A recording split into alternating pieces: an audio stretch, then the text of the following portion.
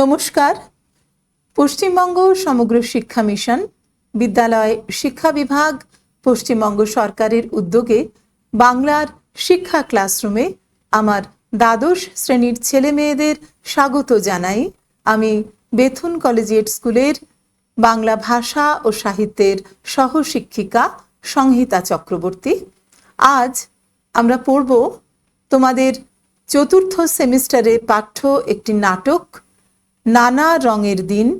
অজিতেশ বন্দ্যোপাধ্যায়ের রচিত এই নাটক আমরা আজ পড়ব। নাটক তো পড়ব, তো তার আগে জেনে নেব যে এর উৎস কি।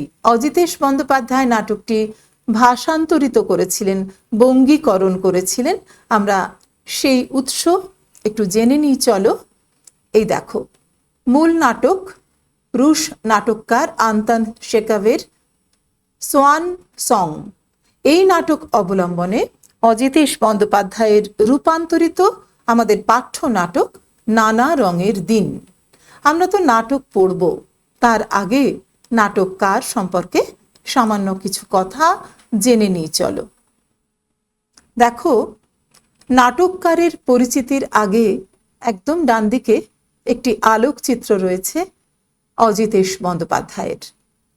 তার সম্পর্কে বইয়ে যা আছে তার সঙ্গে মিলিয়ে আমরা একটু পড়ি, চলো। অজিতেশ বন্দ্যোপাধ্যায় 1933 সালের 30 সেপ্টেম্বর জন্মগ্রহণ করেন এবং তার প্রয়াণ ঘটে 1983-র 13 অক্টোবর। তিনি ছিলেন বিখ্যাত নাটককার, নাট্য পরিচালক ও অভিনেতা। তার জন্ম তৎকালীন মানভূম, বর্তমান পুরুলিয়া জেলার জয়পুর ব্লকের রোপো গ্রামে মামার বাড়িতে। পিতা ভুবনমোহন বন্দ্যোপাধ্যায়, মাতা লক্ষ্মীরানী। 1957 সালে কলকাতার মনীন্দ্রচন্দ্র কলেজ থেকে ইংরেজি ভাষায় অনার্স পাশ করেন। ছাত্রজীবন থেকেই তিনি নাটক রচনা ও অভিনয়ে আগ্রহী ছিলেন। 1950 থেকে 54 এই 5 বছরে 9টি নাটকের নির্দেশনা এবং অভিনয় সূত্রে যুক্ত ছিলেন। 1954-তে লেখেন মৌলিক পূর্ণাঙ্গ নাটক সংঘাত। 2 বছর পর গণনাট্য সংঘে যোগ দেন। 1960 সালের 29 জুন প্রতিষ্ঠা করেন নান্দিকার। লুইজি পিরান্দেল্লো, আন্তন চেখভ ও বের্টল্ড ব্রেখাটের বিভিন্ন নাটককে আশ্চর্যমনসিয়ানায় রূপান্তরিত করেছেন তিনি। এর মধ্যে উল্লেখযোগ্য নাটককারের সন্ধানে 6টি চরিত্র, মঞ্জরি আমের মঞ্জরি, 3 পয়সার পালা, ভালো মানুষ প্রভৃতি। আন্তন চেখভের সোয়ান সং একাঙ্ক নাটকের দ্বারা অনুপ্রাণিত হয়ে নানা রঙের দিন নাটকটি লেখেন। শুম্ভমিত্রের মতোই অজিতেশেরও বিশ্বাস ছিল বিশ্বের সব জ্ঞান ও শিক্ষণীয় বিষয়ের মেলবন্ধনেই সৃষ্টি হয় থিয়েটার নামের মহৎ শিল্প। তাই তিনি একদিকে যেমন বিভিন্ন বিদেশি নাটকের অনুবাদ করেছেন, অন্যদিকে ঠিক তেমনি সেই অনুবাদের মধ্যে দিয়ে নিয়ে এসেছেন বাংলার মাটির গন্ধ। তাই চেখভের সোয়ান সং অবলম্বনে নানা রঙের দিন নাটককে তিনি উপস্থাপিত করেছেন ভারতীয় প্রেক্ষিতে। এখানে যে মধ্যবিত্ত সমাজের কথা শোনা যায় তারা রাশিয়ান নন, বরং ভারতীয় জীবন থেকে তুলে আনা জীবন্ত চরিত্র। 1970-এ ব্রেখটের 3 পেনি অপেরা অবলম্বনে তিনি যখন 3 পয়সার পালা রচনা করেন, তখন সেই বিদেশি কাহিনীতে উঠে এসেছিল আমাদের এই সমাজের অতীতের বাবু কালচার। মাত্র 50 বছর বয়সে অকাল প্রয়াত অজিতেশ বন্দ্যোপাধ্যায় বাংলা ও হিন্দি ভাষায় বেশ কিছু চলচ্চিত্র অভিনয় করেছিলেন। 1976-এ তাকে বাংলা নাটকে অসামান্য অবদানের জন্য সঙ্গীত নাটক একাডেমি পুরস্কারে ভূষিত করা হয়। এইবারে আমরা নাটকটি পড়ব। তোমাদের বইয়ে নাটকটি রয়েছে। নাটকটি আমি দেখতে বলি ছেলে মেয়েদের। 57 পৃষ্ঠা তোমাদের পাঠ্য বই, সেটি খোলো।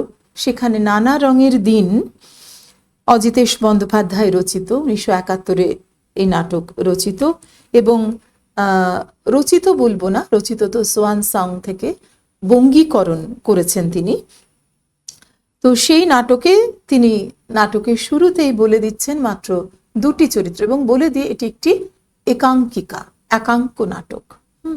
তো চরিত্রলিপিতে জানাচ্ছেন যে রজনীকান্ত চট্টোপাধ্যায় একজন বৃদ্ধ অভিনেতা, তার 68 বছর বয়স, এবং কালীনাথ সেন তিনি প্রম্পটার, প্রায় 60 বছর বয়স। নাটককার নিজেই আমাদের জানাচ্ছেন তাদের সম্পর্কে। এবং তোমাদের অনেকের হয়তো মনে হতে পারে যে প্রম্পটার বিষয়টি কি। যারা নাটক করো, স্কুলে করেছো বা দেখেছো, পাড়ায় কোথাও নাটক করেছো, তারা তো জানোই। নাটককার জানাচ্ছেন এই যে প্রম্পটার কালীনাথ সেন, উইংসের পাশে তোমরা তো জানো যে রঙ্গমঞ্চের দুপাশে পর্দা দেওয়া থাকে, ভাগে ভাগে পর্দা। সেই পর্দার আড়ালে থাকেন একজন মানুষ, যিনি মঞ্চে, যিনি অভিনেতা অভিনয় করছেন, তাকে সংলাপের সূত্রটুকু মাঝে মাঝে ধরিয়ে দেন তার প্রয়োজন মাফিক। তাকে বলা হয় প্রম্পটার। প্রম্পট অর্থাৎ দ্রুত, খুব দ্রুততার সঙ্গে তিনি প্রয়োজনীয় সংলাপ সূত্র ধরিয়ে দেন। তো এখানে কালীনাথ সেনকে আমরা এরকমটা পাচ্ছি। শুধুই যে এই চরিত্র লিপি বলেছেন নাটককার তাই নয়, তার সঙ্গে তিনি নাটকের দৃশ্যপট অর্থাৎ মঞ্চসজ্জাও আমাদের এখানে উল্লেখ করে দিয়েছেন। বলেছেন পেশাদারি থিয়েটারের একটি ফাঁকা মঞ্চ, পেশাদারি থিয়েটার যেখানে নিয়মিত থিয়েটার অভিনীত হয়। পিছনে রয়েছে রাত্রে অভিনীত নাটকের অবশিষ্ট দৃশ্যপট, জিনিসপত্র আর যন্ত্রপাতি। মঞ্চের মাঝখানে একটি টুল ওল্টানো রয়েছে। এখন রাত্রি, চারিদিকে অন্ধকার। দিলদারের পোশাক পরে প্রবেশ করেন রজনীকান্ত চট্টোপাধ্যায়, তার হাতে একটা জ্বলন্ত মোমবাতি, হাসছেন তিনি। এই যে চরিত্রলিপিতে 68 বছর বয়স্ক যার কথা বলা হয়েছে, সেই রজনীকান্ত চট্টোপাধ্যায় অভিনেতা, তিনি দিলদারের পোশাক পরে ঢোকেন।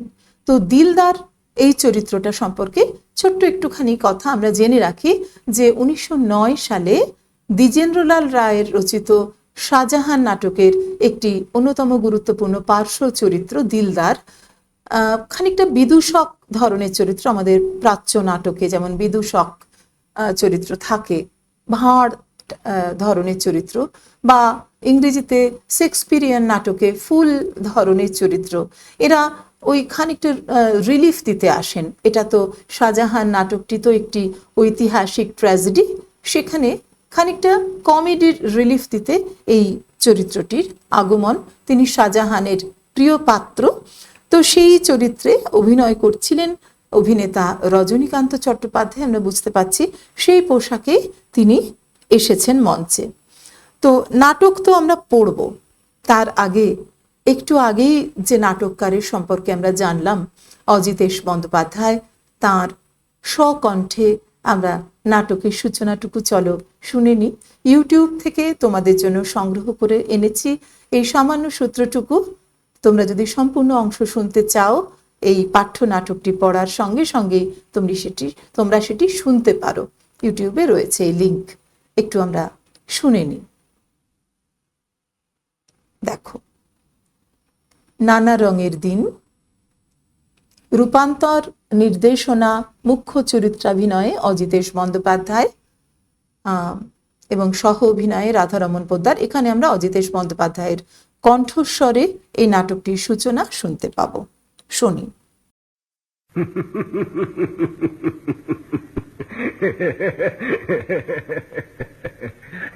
আচ্ছা, ব্যাপারটা কি হলো বলতো? কি গেরো ঘুমুলুম একেবারে গ্রিন রুমে। নাটক কখন শেষ হয়ে গেছে, শাহজাহান জাহানারা সব পাত্রপাত্রী ভোভা, আর আমি দিলদার এতক্ষণ গ্রিন রুমে পড়ে পড়ে নাক ডাকছিলাম, রামরে এ রামরে। নিঘাত মেন গেটে তালা পড়ে গেছে। অকারণ রে বাবা। কেউ যদি বলে, রজনীবাবু অনেক তো বয়স হলো, এবার মদ খাওয়াটা ছাড়ুন। 68টা বছর এক পা করে এগিয়ে চলেছে মৃত্যুর দিকে। আর জীবনে সকাল নেই, দুপুর নেই, সন্ধ্যাও ফুরিয়েছে, এখন শুধু মাঝরাত্রির অপেক্ষা। এরপরে রজনীবাবু বললেন যে ভাই আমাকে আপনাদের ছেড়ে দিন, আমি আর লাস্ট সিনে প্লে করবো না। কিন্তু কাটিং উঠবেই। শ্মশান ঘাট, পরিচিত বন্ধু বান্ধব, ওপারের দুট উইংস রেডি। আমরা শুনলাম সেই কম্বু কণ্ঠ অজিতেশ বন্দ্যোপাধ্যায়, তার কণ্ঠে আমরা নাটকটির সূচনা অংশটি শুনলাম। সেখানে তিনি বলছেন যে রামব্রিজ বলে একজনকে তিনি 3 টাকা দিয়েছিলেন বকশিস, এবং তারপর সেইটা নিয়ে সে কোথাও মদ্যপান করে হয়তো ঘুমিয়ে পড়েছে, এবং দিলদারের পোশাকে আমরা যে যাকে পাচ্ছি রজনীকান্ত চট্টোপাধ্যায়, তিনিও এতক্ষণ ঘুমিয়েছিলেন, গ্রিন রুমে পড়ে পড়ে ঘুমোচ্ছিলেন, এমন কথা আমরা জানতে পারলাম। এবং তিনি বলছেন আচ্ছা পাগলের পাল্লায় পড়া গেছে। তো পাগল মানে যে প্রকৃতিস্থ নয়, অর্থাৎ মদ্যপান করবার পর মানুষের স্বাভাবিক আচরণ বোধ বুদ্ধি অনেক সময় লুপ্ত হয়, তো সেরকম ঘটনা। এবং এটাও আমরা বুঝতে পাচ্ছি যে তিনি বকশিস দিয়ে থাকেন মাঝে মাঝেই রামব্রিজ বলে একটি চরিত্রকে। আর যে কথাটা এর পরেই রয়েছে, তোমরা পড়তে গিয়ে দেখবে, ঠিক পরের পৃষ্ঠাতেই যেখানে নাটক শুরু হচ্ছে তার পরের পৃষ্ঠাতেই বলছেন যে আমাকে 1.5 বোতল খাইয়ে গেল, এবং তখন কিরকম মনে হচ্ছে বুকের ভিতরটা থর থর করে কাঁপছে, মুখের ভিতরটা যেন অডিটোরিয়াম, ইন্টারভ্যালে সব দর্শকরা হাঁটাহাঁটি লাগিয়ে দিয়েছে। জিপটা কি টানছে রে বাবা।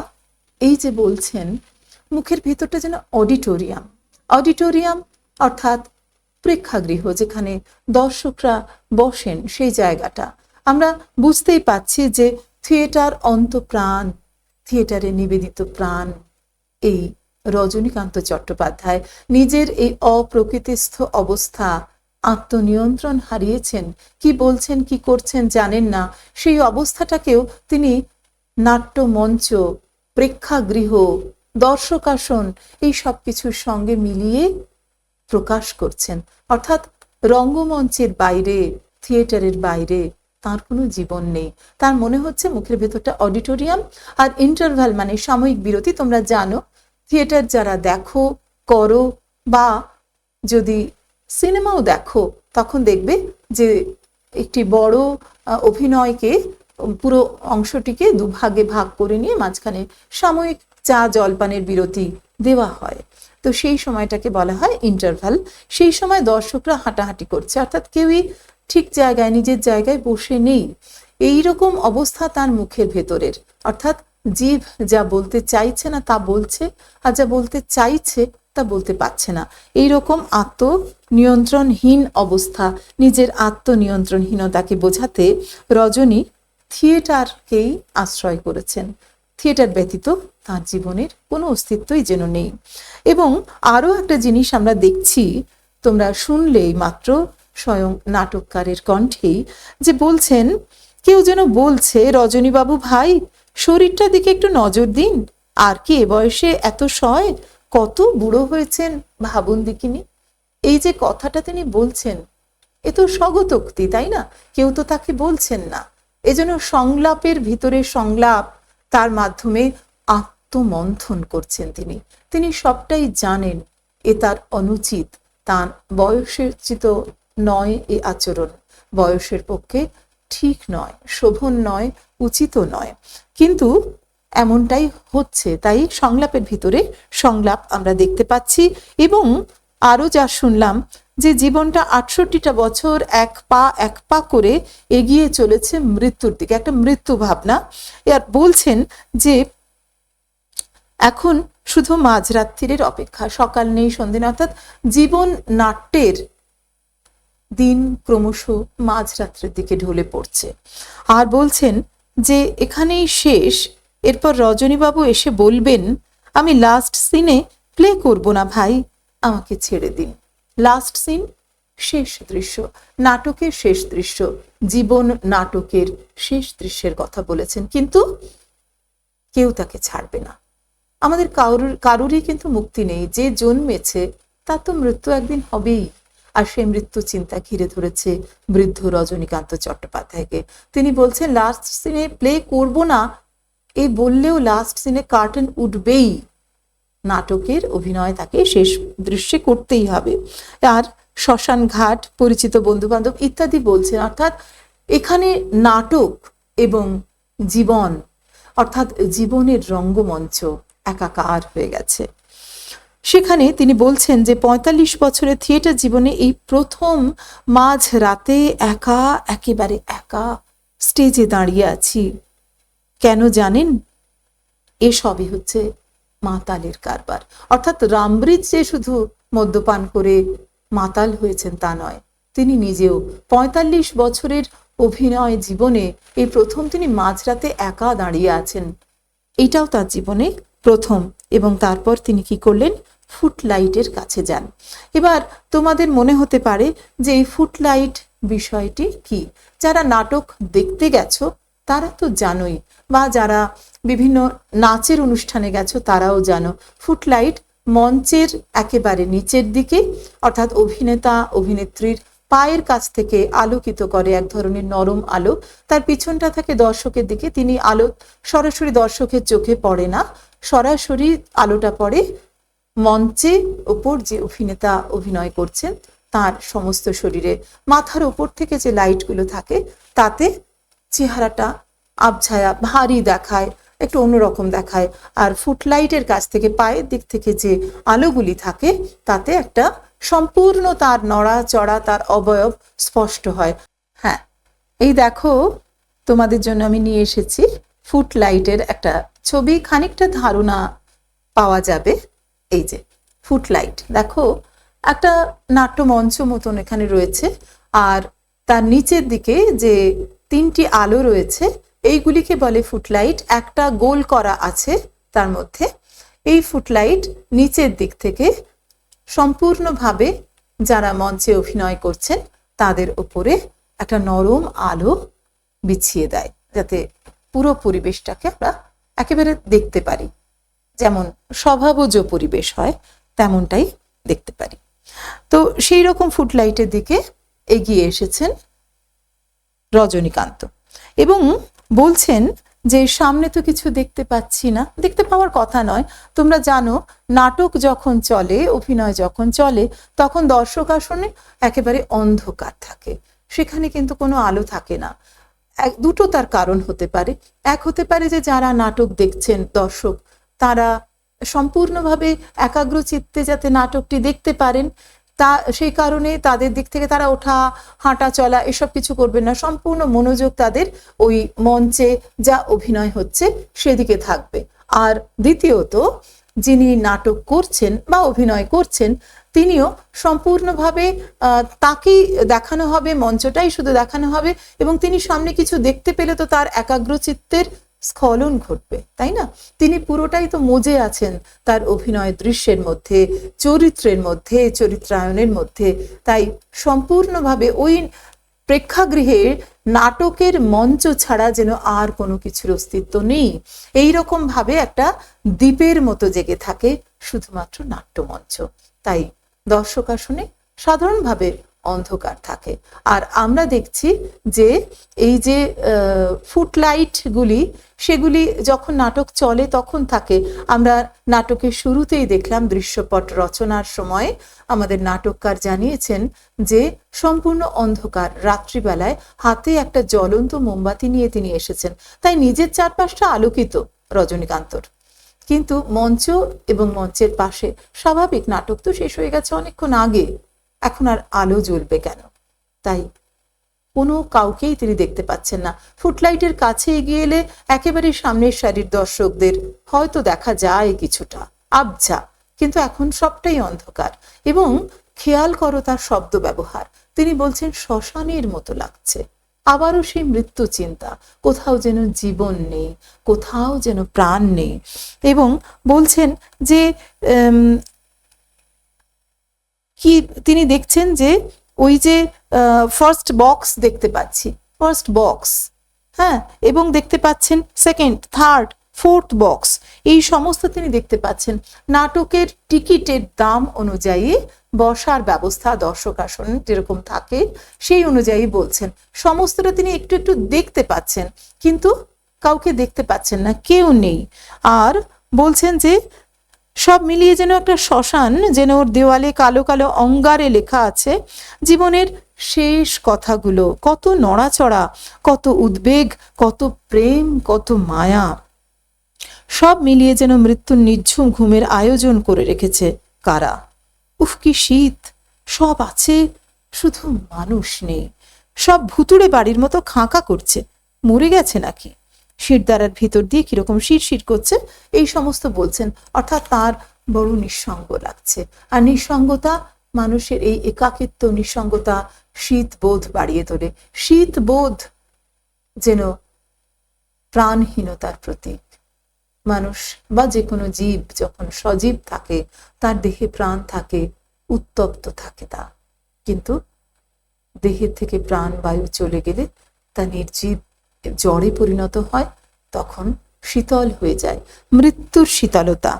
এবং তারপরে আবারও তিনি বলছেন, ওই উক্তির ভেতর একটা স্বগত উক্তি, যেন কেউ তাকে বলছে, সংলাপের ভিতরে সংলাপ, যে রজনীবাবু ভাই মদটা ছেড়ে দিন, আপনার মতো বয়স হয়েছে যাদের 68 বছর, তারা সময় মতো মাপযোগ করে খাওয়া দাওয়া করেন, সকাল সন্ধে বেড়াতে যান, সন্ধেবেলায় কীর্তন টের্তন শোনেন, ভগবানের নাম শোনেন, আর আপনি এসব করছেন। আমরা পড়ছি। অর্থাৎ এই যে পাগলামি, এই যে অনুচিত, এটা তিনি বুঝছেন, কিন্তু বুঝেও তিনি যা উচিত তা করছেন না। তোমাদের অনেক সময় অভিভাবকেরা বলেন না, বা মাস্টারমশাই দিদিমণিরা, যে তোমরা এক একটি জ্ঞান পাপী, অর্থাৎ জেনে বুঝে পাপ করো, অন্যায় করো, এতে আমার ক্ষতি হবে, ঠিক আছে একটুখানি করে নি। এই যে আমরা সবাই, তোমরা শুধু না, আমরাও করি।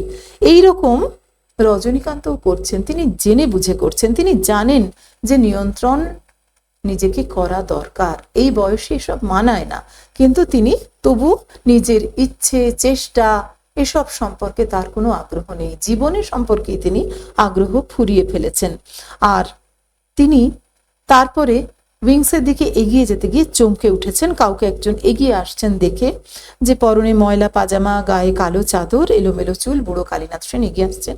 সেই সময়ে রজনীকান্ত ভয়ে চিৎকার করে পিছিয়ে আসেন। দেখো, একটু আগেই দেখলাম যে কোথাও মানুষ নেই, সব মরে গেছে নাকি, বা রামব্রিজকে চেঁচিয়ে ডাকছেন, অর্থাৎ মানুষের সঙ্গ চাইছেন। কিন্তু এটাও তিনি জানেন যে এই সময় কোনো মানুষ থাকবে না, সবাই তো থিয়েটার দেখে বাড়ি চলে গেছে, অভিনেতারাও বাড়ি চলে গেছেন, তিনি ভুল করে ঘুমিয়ে পড়েছেন মদের ঘোরে বেঘুষ হয়ে। সুতরাং এখানে কোনো রকম আলাদা অস্তিত্ব কারোর থাকবে না, তিনি জানতেন। এইবারে তিনি একজন মানুষ এগিয়ে আসছে দেখে ভয় পেলেন। অর্থাৎ যা অস্বাভাবিক তা আমরা সহজে মেনে নিতে পারি না, তা অনভিপ্রেত তাঁর কাছে, তাই তিনি ভয় পেলেন। এই জায়গাটা আমরা নাটকের অংশটা দেখব। নাটকটা শুধু পড়ার নয়, নাটক আসলে একটি সম্পূর্ণভাবে দৃশ্য শ্রাব্য একটি সাহিত্যকৃতি। তো সুতরাং নাটক যতক্ষণ না দেখি ততক্ষণ ভাল লাগে না, যতই ফুটলাইটের ছবি দেখাই আর যাই বলি না কেন, সংলাপ কানেও শুনেছি আমরা, কিন্তু চোখে যতক্ষণ না দেখি ততক্ষণ নাটক বলে মনে হয় না। তো তোমাদের সবার জন্য, আমাদের সবার জন্য শ্রী শুদ্ধ সত্য ঘোষ তিনি এই নানা রঙের দিন, এটি আমাদের সামনে অভিনয় করে দেখাবেন। এটি ইউটিউব থেকে আমি পেয়েছি, তার অনুমতি নিয়ে তোমাদের জন্য ভাগ করছি। নানা রঙের দিন, এটি সেপা এবং থিয়েট্রিক্স যৌথ প্রযোজনায় আজ থেকে প্রায় 10-12 বছর আগে এটি অভিনীত হয়েছিল কলকাতার হাজরার কাছে সুজাতা সদনে, এবং তারপর তারাই দিয়েছেন ইউটিউবে। পুরো নাটকটি আছে তোমাদেরই জন্য, তোমরা একবার যদি দেখে নাও খুব ভালো হবে। অভিনয় নির্দেশনায় Shuddhasattwa Ghosh, society for education through performing arts SEPA এবং থিয়েট্রিক্স তার যৌথ প্রযোজনায় আমরা দেখব শুদ্ধ সত্য ঘোষ ওই দিলদারের পোশাকে রজনীকান্ত চট্টোপাধ্যায়ের অভিনয় করছেন, আর তার সঙ্গে রয়েছেন শ্রী দেবাশিস রায়, কালীনাথ সেনের অভিনয় করছেন। একটু দেখে নি, চলো, খুব সামান্য একটু অংশ আমরা দেখব, তারপরে আমরা আবার পড়ব।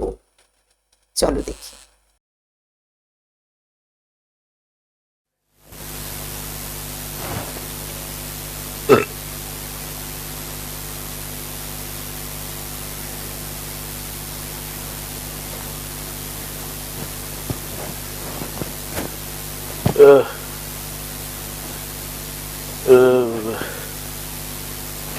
অন্ধকার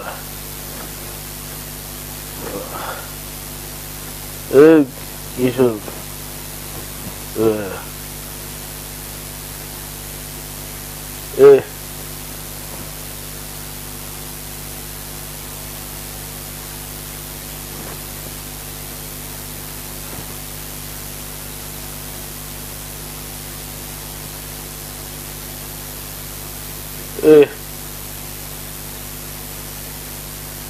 আচ্ছা কি ব্যাপার বলো তো, কি ঘেরো ঘুমালাম একেবারে গ্রিন রুমে, নাটক শেষ, শাহজাহান জাহানারা পাত্রপাত্রীরা সব ভোমা, আর আমি দিলদার মদ খেয়ে গ্রিন রুমে ঘুমোচ্ছি।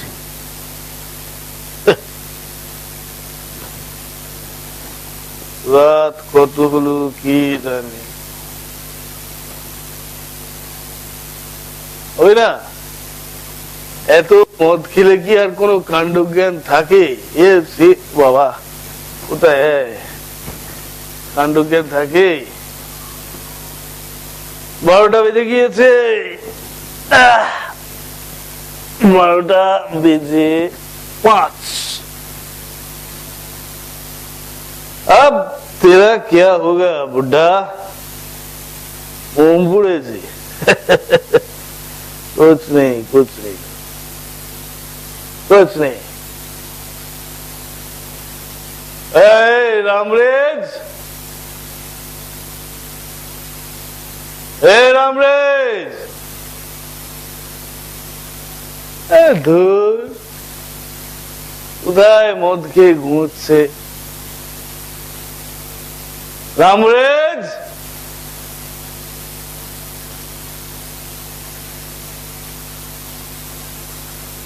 চারপাশটা কেমন নিঝুম,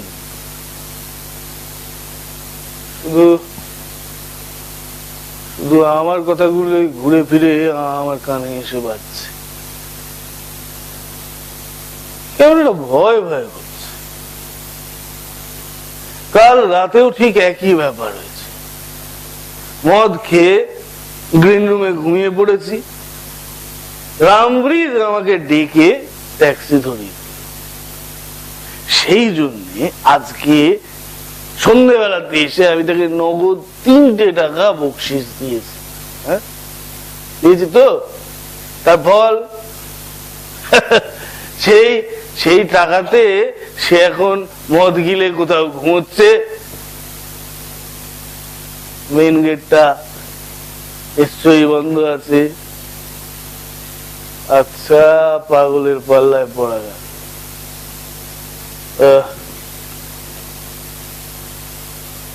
এ মহা মুশকিল, কত গিলেছি আজকে কি জানে, কত গিলেছি। আচ্ছা দিলুম তোকে বকশিস দিলুম, তা তুই কি করলি? না, সেই আনন্দে আমাকে 1.5 বোতল খাইয়ে চলে গেল, একেবারে রামধেনু।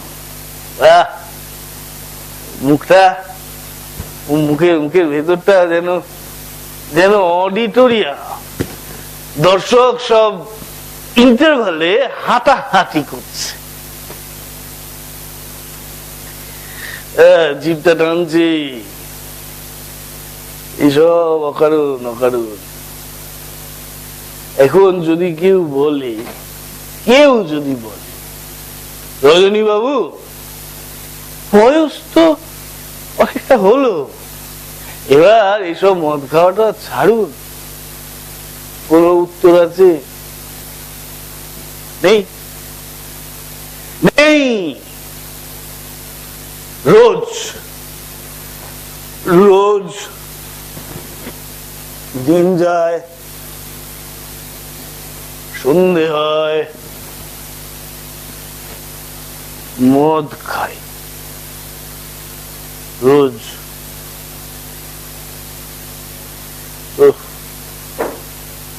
সিদ্ধান্তটা গেল ভগবান। বুকটা এমন থরথর করছে, মনে হচ্ছে যেন বলছে, রজনী বাবু ভাই, অনেক তো বয়স হলো, এবার শরীরের দিকে একটু যত্ন নিন। হ্যাঁ, বয়স হয়েছে বই কি রজনী চ্যাটুর্জি, বয়স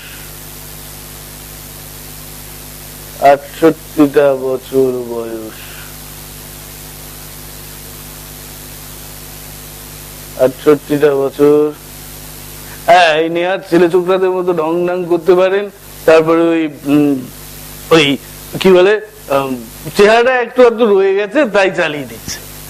হ্যাঁ, মাথার এই লম্বা চুলে আতশিশি কলপ ঢেলে যখন ঠাট্টাই আর কি করেন, তখন বুঝতেই পারা যায় না। তাই কিন্তু যা গেল সে কি আর ফিরবে? 68টা বছর বয়স, একে একে পা ফেলে মৃত্যুর দিকে চলেছে। এখন আর কোনো ভোর নেই, সকাল নেই, সন্ধ্যেও অবশিষ্ট নেই। এখন শুধু এই মাঝরাত্রির অপেক্ষা। এখানেই গল্পটা শেষ। এখন রজনী বাবু আসবেন, এসে বলবেন, আমি আমি লাস্ট সিনে প্লে করবো না ভাই, আমাকে ছেড়ে দিন। কিন্তু না না, কার্টেন উঠবে, কার্টেন উঠবে। এরপরে শ্মশান, বন্ধু বান্ধব, পরিচিত জন, ওপারের দূত রিংসে দাঁড়িয়ে।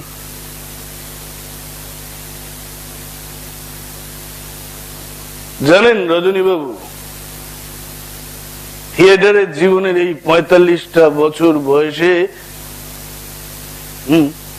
এই প্রথম মাঝরাতে একা।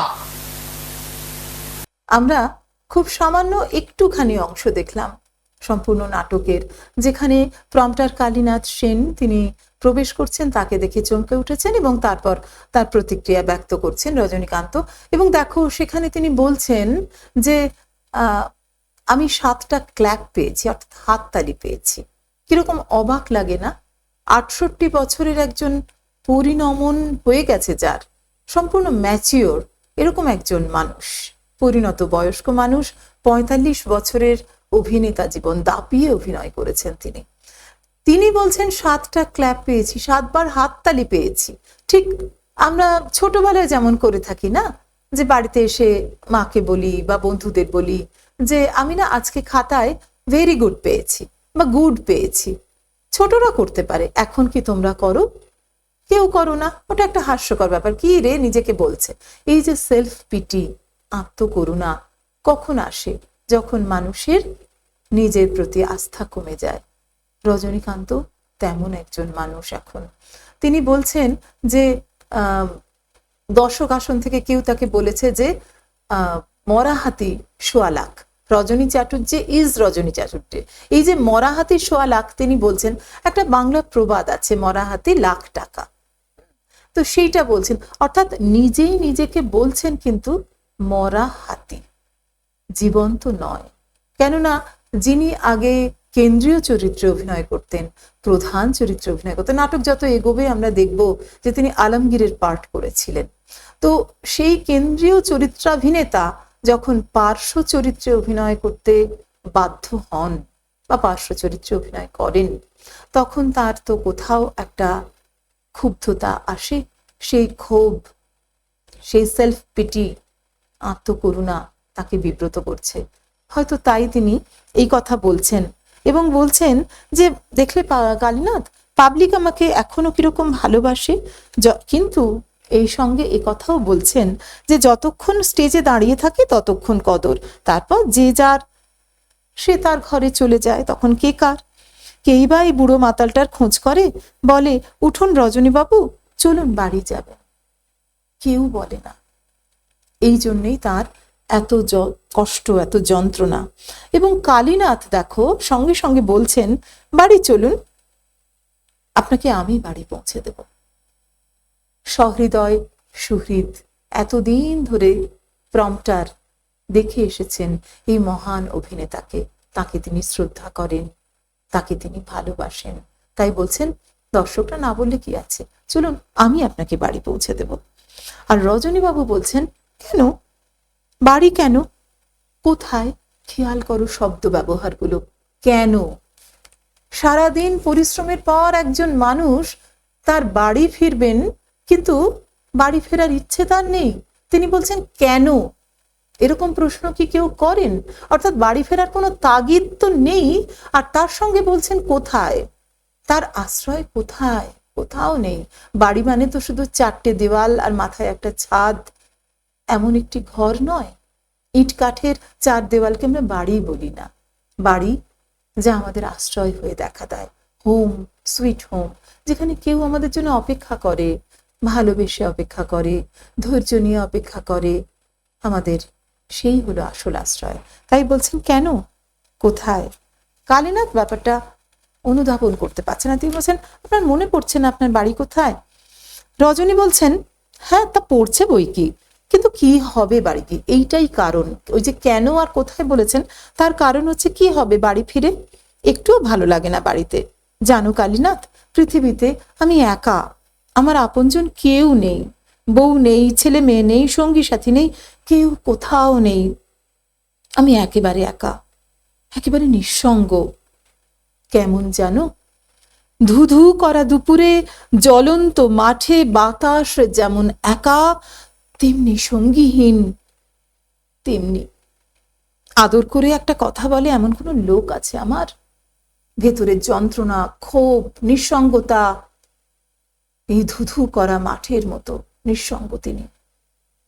আমাদের মনে পড়বে 1924 সালে যখন প্রবাসীর পাতায় রক্তকরবী সেপ্টেম্বর অক্টোবর সংখ্যায় প্রকাশিত হয়েছিল। তার আগে 1923-এ যক্ষপুরী নামে এই নাটকটি প্রকাশিত হয়েছিল, কিন্তু রবীন্দ্রনাথ যখন রক্তকরবী লিখছেন, সেই প্রবাসীর পাতায় আমরা পড়েছি, বা পরে বই হিসেবেও আমরা পড়েছি, যে সেখানে রাজা, রক্তকরবীর রাজা, জালের আড়ালে থাকা প্রবল প্রতাপান্বিত রাজা, তিনি নন্দিনীর দিকে তাকিয়ে বলছেন যে আমি যে প্রকাণ্ড মরুভূমি, তোমার মতো একটি ছোট্ট ঘাসের দিকে হাত বাড়িয়ে বলছি, আমি রিক্ত, আমি ক্লান্ত। তো সেই ঘাস, সেই প্রাণের চিহ্ন রজনীকান্ত চট্টোপাধ্যায়ের জীবনে কোথাও নেই।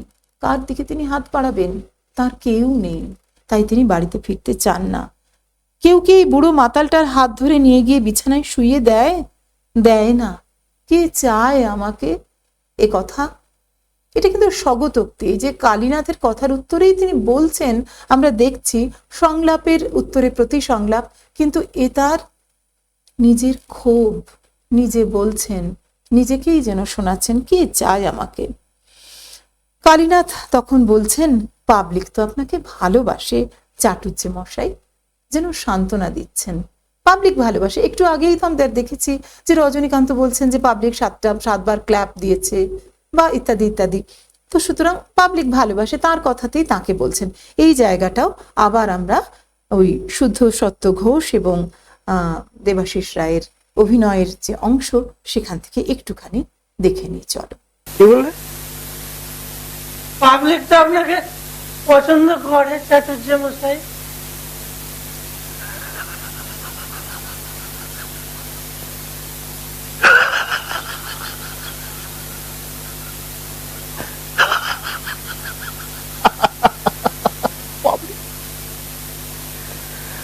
পাবলিক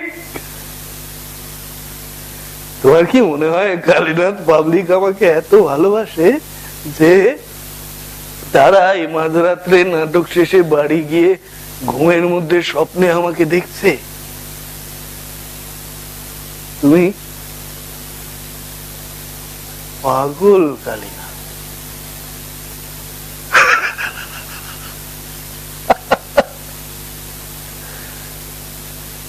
আমার আমার কেউ নেই কালীনাথ।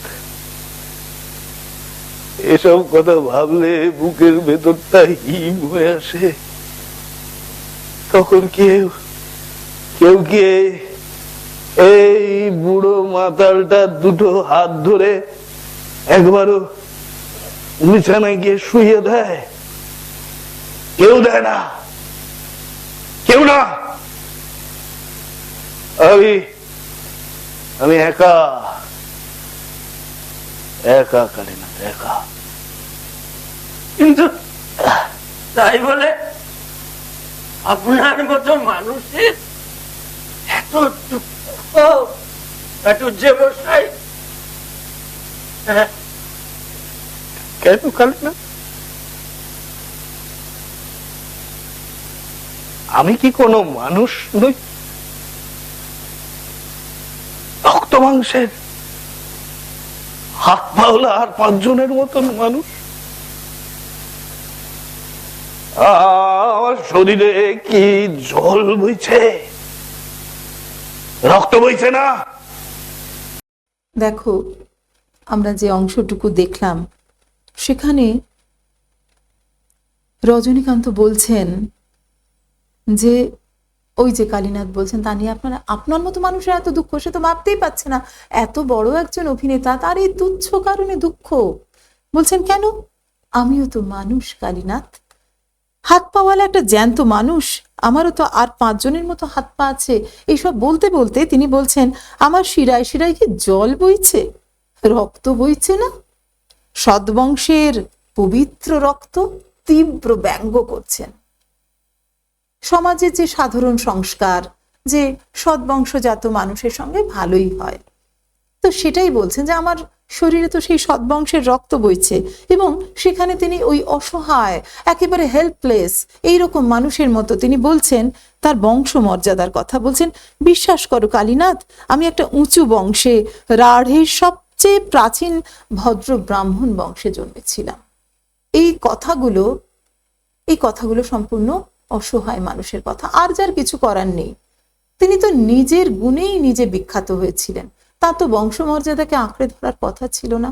কিন্তু ওই যে ডুবন্ত মানুষ যেমন খড়কুটোকেই আঁকড়ে ধরে, সেই রকম করে তিনিও আঁকড়ে ধরেছেন, বংশমর্যাদা ধরতে চাইছেন। রাঢ় ভাগীরথীর পশ্চিমে বাঁকুড়া, পুরুলিয়া, বর্ধমান এই যে অঞ্চলগুলো, একে বলা হয় রাঢ় অংশ, পশ্চিম মেদিনীপুর ইত্যাদি ইত্যাদি। তো সেই সময়ে তিনি রাঢ়ের সব থেকে প্রাচীন ভদ্র ব্রাহ্মণ বংশে জন্মেছিলেন। এই লাইনে আসার আগে আমি পুলিশের চাকরিতে ঢুকেছিলাম, ইন্সপেক্টর অফ পুলিশ। এই ইন্সপেক্টর অফ পুলিশের চাকরিতে ঢুকেছিলাম। এবং নিজেই বলছেন এই লাইনে মানে অভিনয়ের জগতে আসার আগে ইন্সপেক্টর অফ পুলিশ অর্থাৎ ভদ্রবিত্ত কাম্য পেশা, সাধারণ মানুষ যাকে যে ধরনের চাকরি পেলে মনে করে হ্যাঁ জীবনে কিছু একটা হলো, সেরকম। আর কি চেহারাই না ছিল আমার, ছোকরা বয়স তো, তখন চেহারায় জেল্লা ছিল, কাউকে তোয়াক্কা করতুম না, শরীরে শক্তি ছিল, মনে সাহস ছিল, আজকের চেয়ে 4 ডবল কাজ করতে পারতুম একাই। তারপর একদিন বুঝলে চাকরিটা ছেড়ে দিলাম, আর একরকম করে জীবন শুরু করা গেল নাটক নিয়ে। সেসব দিনের কথা কি তোমার মনে আছে কালীনাথ? তিনি জিজ্ঞেস করছেন। দেখো, বলছেন ছোকরা বয়স ছিল, খুব সহজেই কিন্তু আমরা এই জায়গাটা বের করতে পারি তার তখন কিরকম বয়স ছিল। বলছেন এখন তার 68 বছর বয়স, নাটককার প্রথমেই জানিয়েছেন বৃদ্ধ অভিনেতা, তার 68 বছর বয়স আর 45 বছরের অভিনয় জীবন। তাহলে 68 থেকে 45 যদি আমরা বিয়োগ দিই তাহলে পাই 23 বছর বয়স। সত্যি তো তখন ছোকরা বয়স, চেহারার তখন তো একটা তারুণ্যের আভা, একটা জেল্লা তো থাকেই। সেই সময়টার কথা বলছেন। তো তারপরে কি খাতির, কি প্রতিপত্তি, কি নাম ডাক, সেই সময়কার কথা স্মৃতিচারণ করছেন। দেখবে তোমাদের বাড়িতে যারা বয়স্ক দাদু ঠাকুমা বা তার বয়সী যারা পাড়ায় থাকেন তারা খুব বলেন আমাদের সময়টা কি ভালো ছিল, কি সুন্দর ছিল। এই রকম কথা যারা বলেন, তারা স্মৃতিচারণ যারা বেশি করেন, আসলে বর্তমান বা ভবিষ্যতে তেমন আলো সত্যি তো তাদের আর কিছু নেই। তারা জীবনের সিংহভাগ পার করে ফেলেছেন, তাই তারা পেছনের কথা বলেন। আমরাও বলি, আমরা যারা এই বয়সে আছি, তোমাদের দিদিমণি মাস্টার মশাই বা মা বাবারা, আমরা বলি তোদের ছোটবেলাটাই কিছুই নেই, আমাদের ছোটবেলায় আমরা এই করতাম, এরকম মজা করতাম। আসলে সময় কখনো খারাপ হয় না। আমাদের বয়স হয়, আমরা ফেলে আসা দিনের দিকে তাকিয়ে ভাবি পিছন দিকটাই সুন্দর ছিল। সেরকম কথাই বলছেন যে পেছনের দিকটা, সেই 23 বছরের জীবনটা কেমন ছিল। এবং তারপরে তিনি কালীনাথের গায়ে ভর দিয়ে দাঁড়িয়ে বলছেন যে কেমন নিঃশেষ হয়ে গেছেন, সেটাই বলছেন। জানো, আগে আমি বুঝতে পারিনি, হঠাৎ এই মাঝরাতে আমি যখন এই স্টেজের উপর এসে দাঁড়ালুম, থিয়েটারের ব্ল্যাক ওয়ালের দিকে তাকালুম, এই একটু আগে সামনের দিকে ওই অন্ধকারের দিকে চেয়েছিলুম, হঠাৎ আমার মনে হলো কে যেন আমার জীবনের সমস্ত খাতাখানাকে আমার চোখের সামনে মেলে ধরেছে। থিয়েটারের দেয়ালের অঙ্গারে গভীর কালো অক্ষরে লেখা আমার জীবনের 45টা বছরের। কালীনাথ, কি জীবন! ওই অন্ধকারে আশ্চর্য স্পষ্ট সেসব অক্ষর আমি দেখলুম কালীনাথ। যেমন স্পষ্ট তোমার মুখ দেখতে পাচ্ছি, ঠিক তেমনি স্পষ্ট। দেখো, বলছেন ব্ল্যাক ওয়ালের দিকে তাকালাম। এই ব্ল্যাক ওয়াল কি? একটু আগে যে নাটকের অংশ আমরা দেখেছি, তখন দেখছি যে দুজন যে অভিনয় করছেন তার ঠিক পিছনে একটা কালো পর্দা, সেটা হচ্ছে ব্ল্যাক ওয়াল। ফুটে ওঠে যা কিছু অভিনয় হয় সামনে, তা ফুটে ওঠে। অভিনেতা অভিনেত্রীদের আমরা দেখতে পারি সামনে একদম স্পষ্টত। পিছনে যেহেতু একরঙা একটা পর্দা ঝোলানো থাকে, ব্ল্যাক ওয়াল। তোমাদের জন্য আমি একটা ছবি নিয়ে এসেছি এখানে, দেখো, এই দেখো ব্ল্যাক ওয়াল, দেখছো? আমি একটা চিহ্ন দিয়ে দিয়েছি, রাইট চিহ্ন, এইটাই ব্ল্যাক ওয়াল। এখানে এর সামনে যে অংশটা, এখানে অভিনয় হয়। এটা ঠিক তথাকথিত নাট্য মঞ্চ নয়, কারণ নাটকের মঞ্চের দুদিকে পর্দা থাকে, একটা ছোট ঘর, এখানেও অভিনয় হয় বা কিছু উপস্থাপিত হয়। তো ওই মঞ্চের ওপরে যারা দাঁড়িয়ে কথা বলেন, তাদের সম্পূর্ণভাবে তাদের দিকেই যাতে কনসেন্ট্রেট করতে পারেন দর্শকরা, সেই জন্যই পিছনটা সম্পূর্ণ কালো, এটাকেই বলা হয় ব্ল্যাক ওয়াল। তো সেই ব্ল্যাক ওয়ালে তিনি দেখছেন তার জীবনের 45টা বছরের ছবি লেখা রয়েছে, জীবনের খাতা তিনি খোলা সেখানে দেখতে পাচ্ছেন। এই যে তিনি অনর্গল বলে যাচ্ছেন, এই অনিয়ন্ত্রিত বাক্যস্ফূর্তি, একে থামাতে চাইছেন কালীনাথ। তিনি তো দীর্ঘদিনের দোসর, তার খুব কাছ থেকে দেখেছেন রজনীকান্ত বাবুকে। তাই তিনি ভাবছেন যে রজনীকান্ত এই 68 বছর বয়সে সারা সন্ধে অভিনয় করেছেন, মদ্যপান করেছেন, এই বয়সে এত উত্তেজনা তাকে মানায় না। তাই তিনি থামাতে চাইছেন।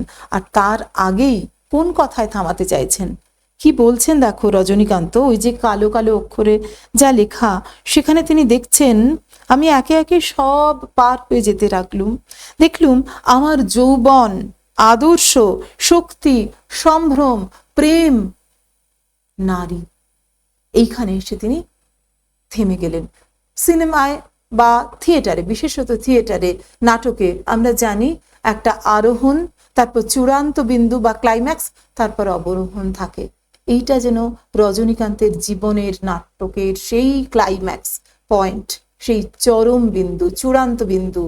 সমস্ত তার চেহারা ছিল, অভিনয় ক্ষমতা ছিল, সব ছিল, ইচ্ছে ছিল, খাতির ছিল, কিন্তু তার জীবনটা একেবারে চূড়ান্ত বিন্দু স্পর্শ করেছিল তার জীবনে যখন একজন মেয়ে এসেছিলেন, একজন নারী, প্রেম।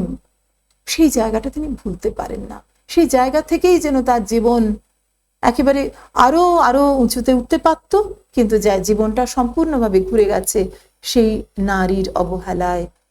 তিনি চলে গেছেন বলে তার জীবনটা একদম সম্পূর্ণরূপে ঘুরে গেছে পতনের দিকে। আমরা সেখানে এসে দেখছি তিনি থেমে যাচ্ছেন। আর এইখানেই কালীনাথ তাকে থামাতে চাইছেন, বলছেন ঘুম পাচ্ছে, ঘুমোবেন চাটুর্যে মশাই? কখনো তিনি বলছেন বাড়ি চলুন, বাড়ি নিয়ে যাব, আমি তো আছি। আবার কখনো বলছেন পাবলিক আছে, পাবলিক আপনাকে ভালোবাসে। কখনো বলছেন ঘুম পাচ্ছে, ঘুমোবেন, অর্থাৎ যেতে হবে না, এখানেই ঘুমোন। 68 বছরের এই উত্তেজনা অনুচিত, তাই এই আক্ষেপ থেকে বাঁচাতে, উত্তেজনা থেকে বাঁচাতে কালীনাথ এই কথাটা বলছেন, কিন্তু গ্রাহ্য করছেন না রজনী।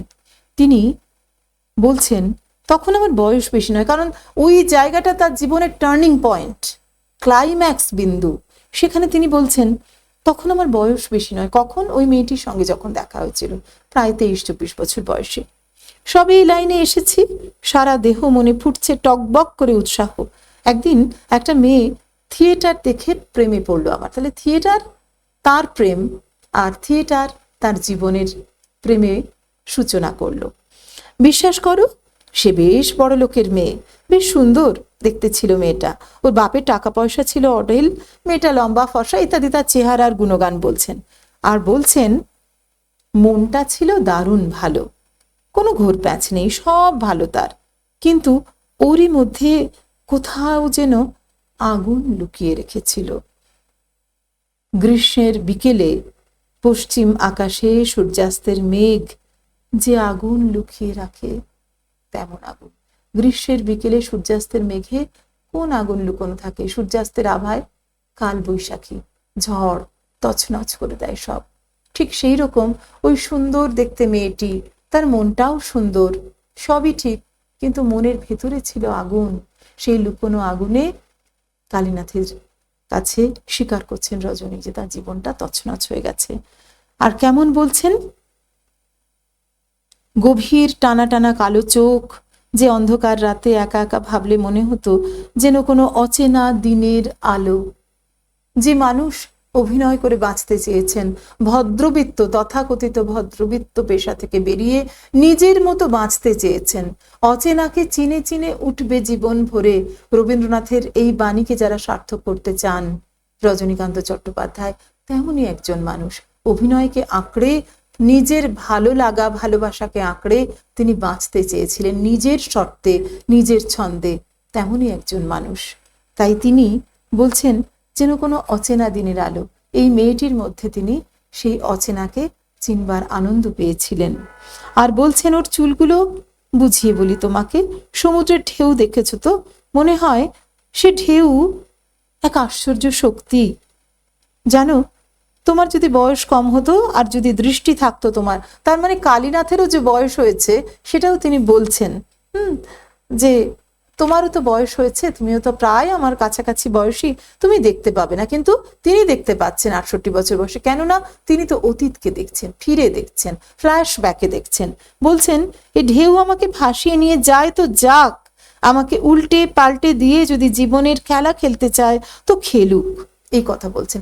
আবারও রক্তকরবী মনে পড়ে। সেই রক্তকরবীতেও রাজা বলেছিল নন্দিনীকে যে তোমার এই খোলা চুলের মধ্যে আমার হাত ঢুকিয়ে দিতে ইচ্ছা করে, আশ্রয় চেয়েছে। আর এখানে সেই চুলের ঢেউয়ের মধ্যে জীবনের তরঙ্গ ভঙ্গ খুঁজে পেয়েছেন রজনী। ভারী ভালো লেগেছিল তার।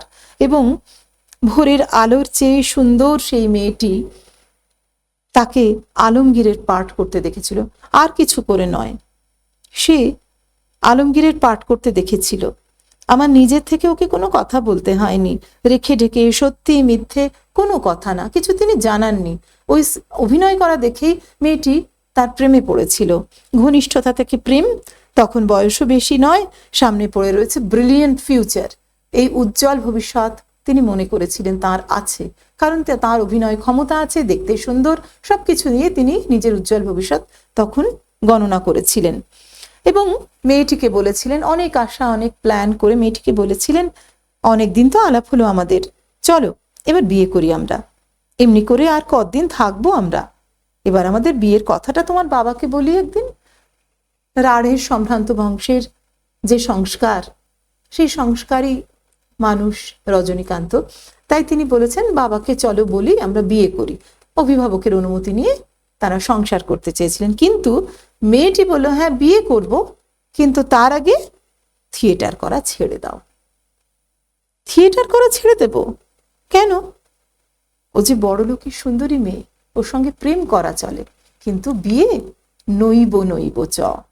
আমার মনে আছে সে রাত্রিরে যে কি পাঠ করেছিলুম, কি যেন একটা বাজে হাসির বই, স্টেজে দাঁড়িয়ে পাঠ করতে করতে হঠাৎ আমার চোখ খুলে গেল। অর্থাৎ অভিনয় কোনো শ্রদ্ধেয় শিল্প নয়, এটা তার মনে হলো। তখন তার মনে হলো যে থিয়েটারে, সিনেমায় নামা বলে লোকে, থিয়েটারে নেমেছে, সিনেমায় নেমেছে, ওঠা তো নয়। এই কথাটা তিনি যেন মনে করলেন। কেন? অভিনয় কি খুব সহজ? সবাই কি আমরা পারি না তো। কারুর কারুর অভিনয় দেখে চোখে জল চলে আসে। তোমরা জানো নটি বিনোদিনীর অভিনয় দেখে স্বয়ং রামকৃষ্ণ পরমহংসদেব তিনি শ্রদ্ধায় অভিভূত হয়েছিলেন। এবং তোমরা এও জানো যে নীল দর্পণ নাটকের অভিনয় দেখে স্বয়ং বিদ্যাসাগর মশাই পা থেকে জুতো খুলে ছুঁড়ে মেরেছিলেন। অর্থাৎ অভিনয় তো জীবনের দর্পণ, তা যারা করতে পারেন কেন তারা শ্রদ্ধেয় শিল্পী নন? কিন্তু সেই ক্ষোভ, সেই আক্ষেপ রজনীকান্তের মনে, যে প্রেম করা চলে কিন্তু বিয়ে সংসার নইব নইব চ। বলছেন সে রাত্রে আমার জীবনের মোক্ষম বুঝলুম যে যারা বলে নাট্যাভিনয় একটি পবিত্র শিল্প, তারা সব গাধা, তারা সব মিথ্যে কথা বলে, বাজে কথা বলে। অভিনেতা মানে একটা চাকর, একটা জোকার, একটা ক্লাউন। কত দুঃখে এই কথা বলছেন। চাকর, অন্যের ফাইফার মাস কাটে, তার নিজস্বতা নেই। আর ক্লাউন, জোকার অর্থাৎ তোষা, এবং বলছেন যে তা তামাশাকারী, ভাঁড় মাত্র, সে শিল্পী নয়, শিল্পের মর্যাদা দেওয়া যায় না তাকে। লোকেরা সারাদিন খেটে খুটে এলে তাদের আনন্দ দেওয়াই হলো নাটকওয়ালাদের একমাত্র কর্তব্য। খেয়াল করো শব্দ ব্যবহার, নাটকওয়ালা। ওয়ালা আমরা কাদের বলি? যেমন দইওয়ালা, চুড়িওয়ালা, বাসনওয়ালা। ওয়ালা মানে যে জিনিস বেচে, ফুচকাওয়ালা। নাটক যারা বিক্রি করেন।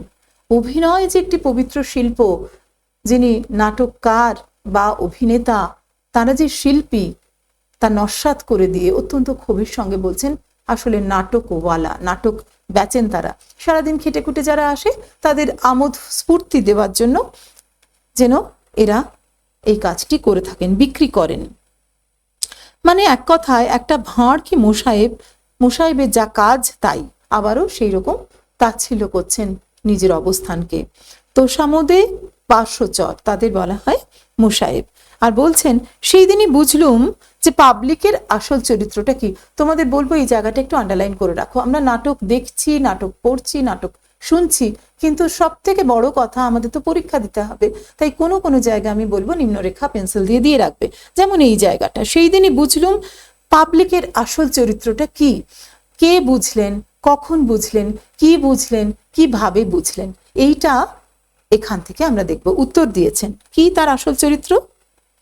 আসল চরিত্র যে কি, স্টেজ থেকে যেই তুমি নামলে সেই আর তুমি কেউ কারো নও।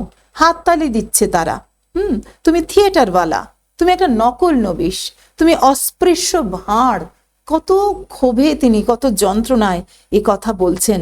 আর এটা তিনি বুঝেছিলেন যে ফাঁকা আওয়াজ, পাবলিক যে আওয়াজ করে, ওই যে 7টা ক্ল্যাপ বা মরাহাতি সোয়ালাক, এই সমস্ত ফাঁকা আওয়াজ। এবং বলছেন সেদিন থেকে তিনি কি করেছেন, যে সমস্ত প্রশংসার, কাগজের প্রশংসা, মেডেল, সার্টিফিকেট সমস্ত তিনি ছুঁড়ে ফেলে দিয়েছেন। এসব যে একেবারে বাজে সেটা তিনি বুঝেছেন। আর বলছেন যে তা বলে যে পাবলিক বাইরে জাহির করে না তা না, তারা বলে হ্যাঁ অমুক আর্টিস্ট, তার সঙ্গে আমি চা খেয়েছি, আমার বাড়িতে এসেছে ইত্যাদি তিনি বলছেন। কিন্তু তা বলে কি তার সঙ্গে মেয়ে কিংবা বোনের বিয়ে দেবে? কখনো না। তোমার ওই পাবলিক মানে থিয়েটারের টিকিট কেনা খদ্দেরদের আমি কাউকে বিশ্বাস করি না। এমন ক্ষোভের সঙ্গে তিনি বলছেন যে কাউকে আমি বিশ্বাস করি না। শিল্প বোদ্ধা তারা নয়, স্রেফ তারা খরিদ্দার। তারা টিকিট কিনে শুধুমাত্র সময় কাটাতে আসে, বিনোদন গ্রহণ করতে আসে। আর আবার ভোলাচ্ছেন কালীনাথ, বলছেন পুরোনো দিনের কথা ভুলে যান চাটুর্যে মশাই, শুধু মন খারাপ করে কি হবে, চলুন আপনাকে বাড়ি নিয়ে যাই। বারবার তিনি থামাতে চাইছেন, সান্ত্বনা দিতে চাইছেন বন্ধুর মতো, কিন্তু রজনী ভুলছেন না। তিনি বলছেন নাট্যাভিনয় পবিত্র শিল্প, ওটা তিনি ভুলতে পারছেন না। বলছেন এই পবিত্রতার নামাবলীটা সেদিনই হঠাৎ ফাঁস হয়ে গেল আমার কাছে। সেদিন কোন দিন? ওই যে মেয়েটি যেদিন তাকে প্রত্যাখ্যান করলো সেই দিন। এবং সেই থেকে তিনি বই বাছাই করেন না, আর তিনি বেছে বেছে অভিনয় করেন না।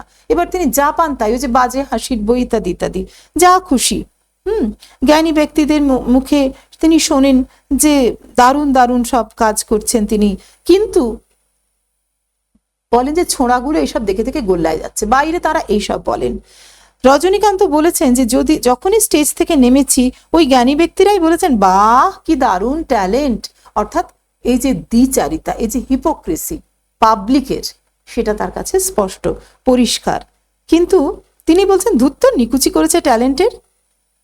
এবার কি হলো? এই যে ধুত্তর নিকুচি করেছে ট্যালেন্টের যখন বলেছিলেন, যা খুশি তাই পার্ট নিতেন, চরিত্রে অভিনয় করতেন, তখন তার বয়স ছিল, কিন্তু আস্তে আস্তে বয়স বাড়লো, গলার কাজ নষ্ট হয়ে গেল, একটা নতুন চরিত্রকে বোঝবার, ফুটিয়ে তোলবার ক্ষমতা নষ্ট হয়ে গেল। 3টে পয়েন্ট, তোমরা এই 3টে পয়েন্ট আলাদা আলাদা করে 1, 2, 3 করে লিখে রাখো। বয়স বাড়লো, গলার কাজ নষ্ট হয়ে গেল, চরিত্রকে ফুটিয়ে তোলার ক্ষমতা, মানস ক্ষমতা, সেটাও তো নষ্ট হয়ে গেল। আর এখন তিনি দেখছেন অন্ধকারে চুপ করে সামনের দিকে তাকিয়ে আছে আমার জীবনের 68টা বছর, আর পায়ে এগোলেই শ্মশানের চিতার আঁচ লাগবে, আবারও সেই মৃত্যু ভাবনা।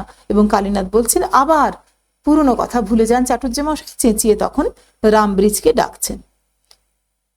এবার হঠাৎ যেন জেগে উঠলেন এই মৃত্যু চিন্তা, এই বিবশতা, এই আক্ষেপ, এসবের থেকে রজনীকান্ত বলছেন সেসব দিনে কিনা পারতাম, যেমন খুশি তাই পারতাম। তোমার মনে আছে সেসব দিনের কথা? কি সহজে এক একটা চরিত্র বুঝতে পারতাম। এখানে তিনি বুকে ঘা মেরে বলছেন এই জায়গাটা শোনো তো হে। আবার আমরা এই যে অংশটুকু কি বলছেন রজনীকান্ত আমরা শুনে নেব স্বয়ং নাটককারের গলায়। বখতিয়ারের সিন, সেই জায়গাটা আমরা শুনে নেব একটুখানি। শোনো তো হে, শোনো বলি। আচ্ছা তোমার মনে আছে ওই যে রিজিয়া নাটকে বখতিয়ারের একটা সিন করতাম আমি? দাঁড়া তো, তেমনি পুরোনো দিনের মতো করে বলি। হ্যাঁ দাঁড়াও, একটু দম নিয়ে নি। সৌরাবি সম্রাট নন্দিনী, মৃত্যু ভয় দেখাও কাহারে, জানো নাকি তা তার বালক মাতৃ অঙ্ক হতে ছুটে যায় সিংহ শিশু শানে পরিবারে মল্লরণ, শানিত ছুরিকা ক্ষুদ্র কিরণ তার, জীবনের ভয় দেখাও সম্রাজ্ঞী, বখতিয়ার মরিতে প্রস্তুত সদা। খুব মনে হচ্ছে না, কি বলো? আচ্ছা তোমার মনে আছে ওই যে বিয়ের দায় শাহজাহান নাটকে ঔরঙ্গজেব আর মোহাম্মদের সিনটা? ওই যে প্রথমে ঔরঙ্গজেব একা, দাঁড়াও তো দাঁড়া বলি। হ্যাঁ ওই যে এ বড় ভয়ঙ্কর যোগ, শাহনওয়াজ আর যশোবন্ত সিংহ, আমি কিন্তু প্রধান আশঙ্কা করছি মোহাম্মদকে। তার চেহারা বড় কম কথা কয়, আমার প্রতি একটা অবিশ্বাসের বীজ তার মনেকে বপন করে দিয়েছে।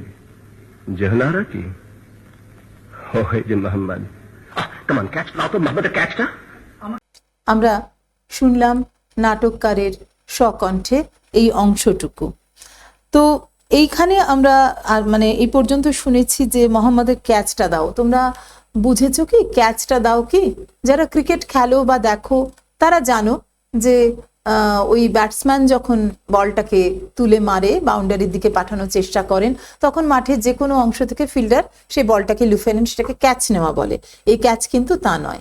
নাটকের এই যে ক্যাচটা দাও, মোহাম্মদের ক্যাচটা দাও, তো এই যে কথাটা তিনি বলছেন, তার মানে প্রম্পটার কালীনাথ তিনি উইংসের পাশে দাঁড়িয়ে তো এই কাজটাই সারা জীবন করেছেন, অর্থাৎ পরবর্তী সংলাপ সূত্র ধরিয়ে দিয়েছেন মূল অভিনেতাকে। তো এখানে তো নাটক করছেন একা রজনীকান্ত, তার সহ অভিনেতা কেউ নেই।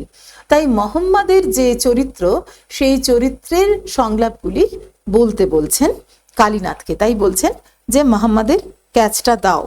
সেইখানে ওই মোহাম্মদ হয়ে অভিনয় করছেন কালীনাথ এবং রজনীকান্ত আলমগীরের পাঠ করছেন। এই জায়গাটার শেষের দিকে আছে পুত্র, রাজনীতি বড় কূট। কূট মানে কঠিন, কপট, ছল বা দুর্বোধ্য।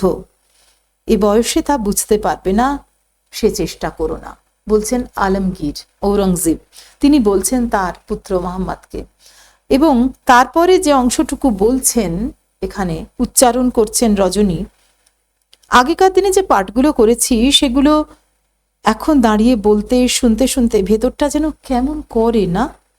আচ্ছা তুমি আমাকে একটা জায়গা মনে করিয়ে দাও তো, পুরোনো দিনের যে কোনো নাটকের যে কোনো জায়গা, ধরো শাহজাহান নাটকে ঔরঙ্গজেবের সেই ভয়ঙ্কর সিনটা, যখন সবাইকে খুন করে ঔরঙ্গজেব সিংহাসন পেয়েছেন, সেখানে তিনি ভাবছেন যা করেছি ধর্মের জন্য, যদি অন্য উপায়ে সম্ভব হতো, উহ কি অন্ধকার, কে দায়ী, আমি, এই বিচার, এই যে বলছেন, বারবার আত্মগ্লানিতে ভুগছেন।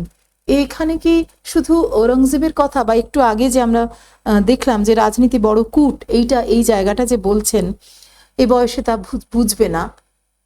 তার যখন সে বয়স ছিল, রজনীকান্ত চট্টোপাধ্যায় স্বয়ং যখন সেই তরুণ বয়স ছিল, তিনি তখন বোঝেননি রাজনীতি কত বড় কূট।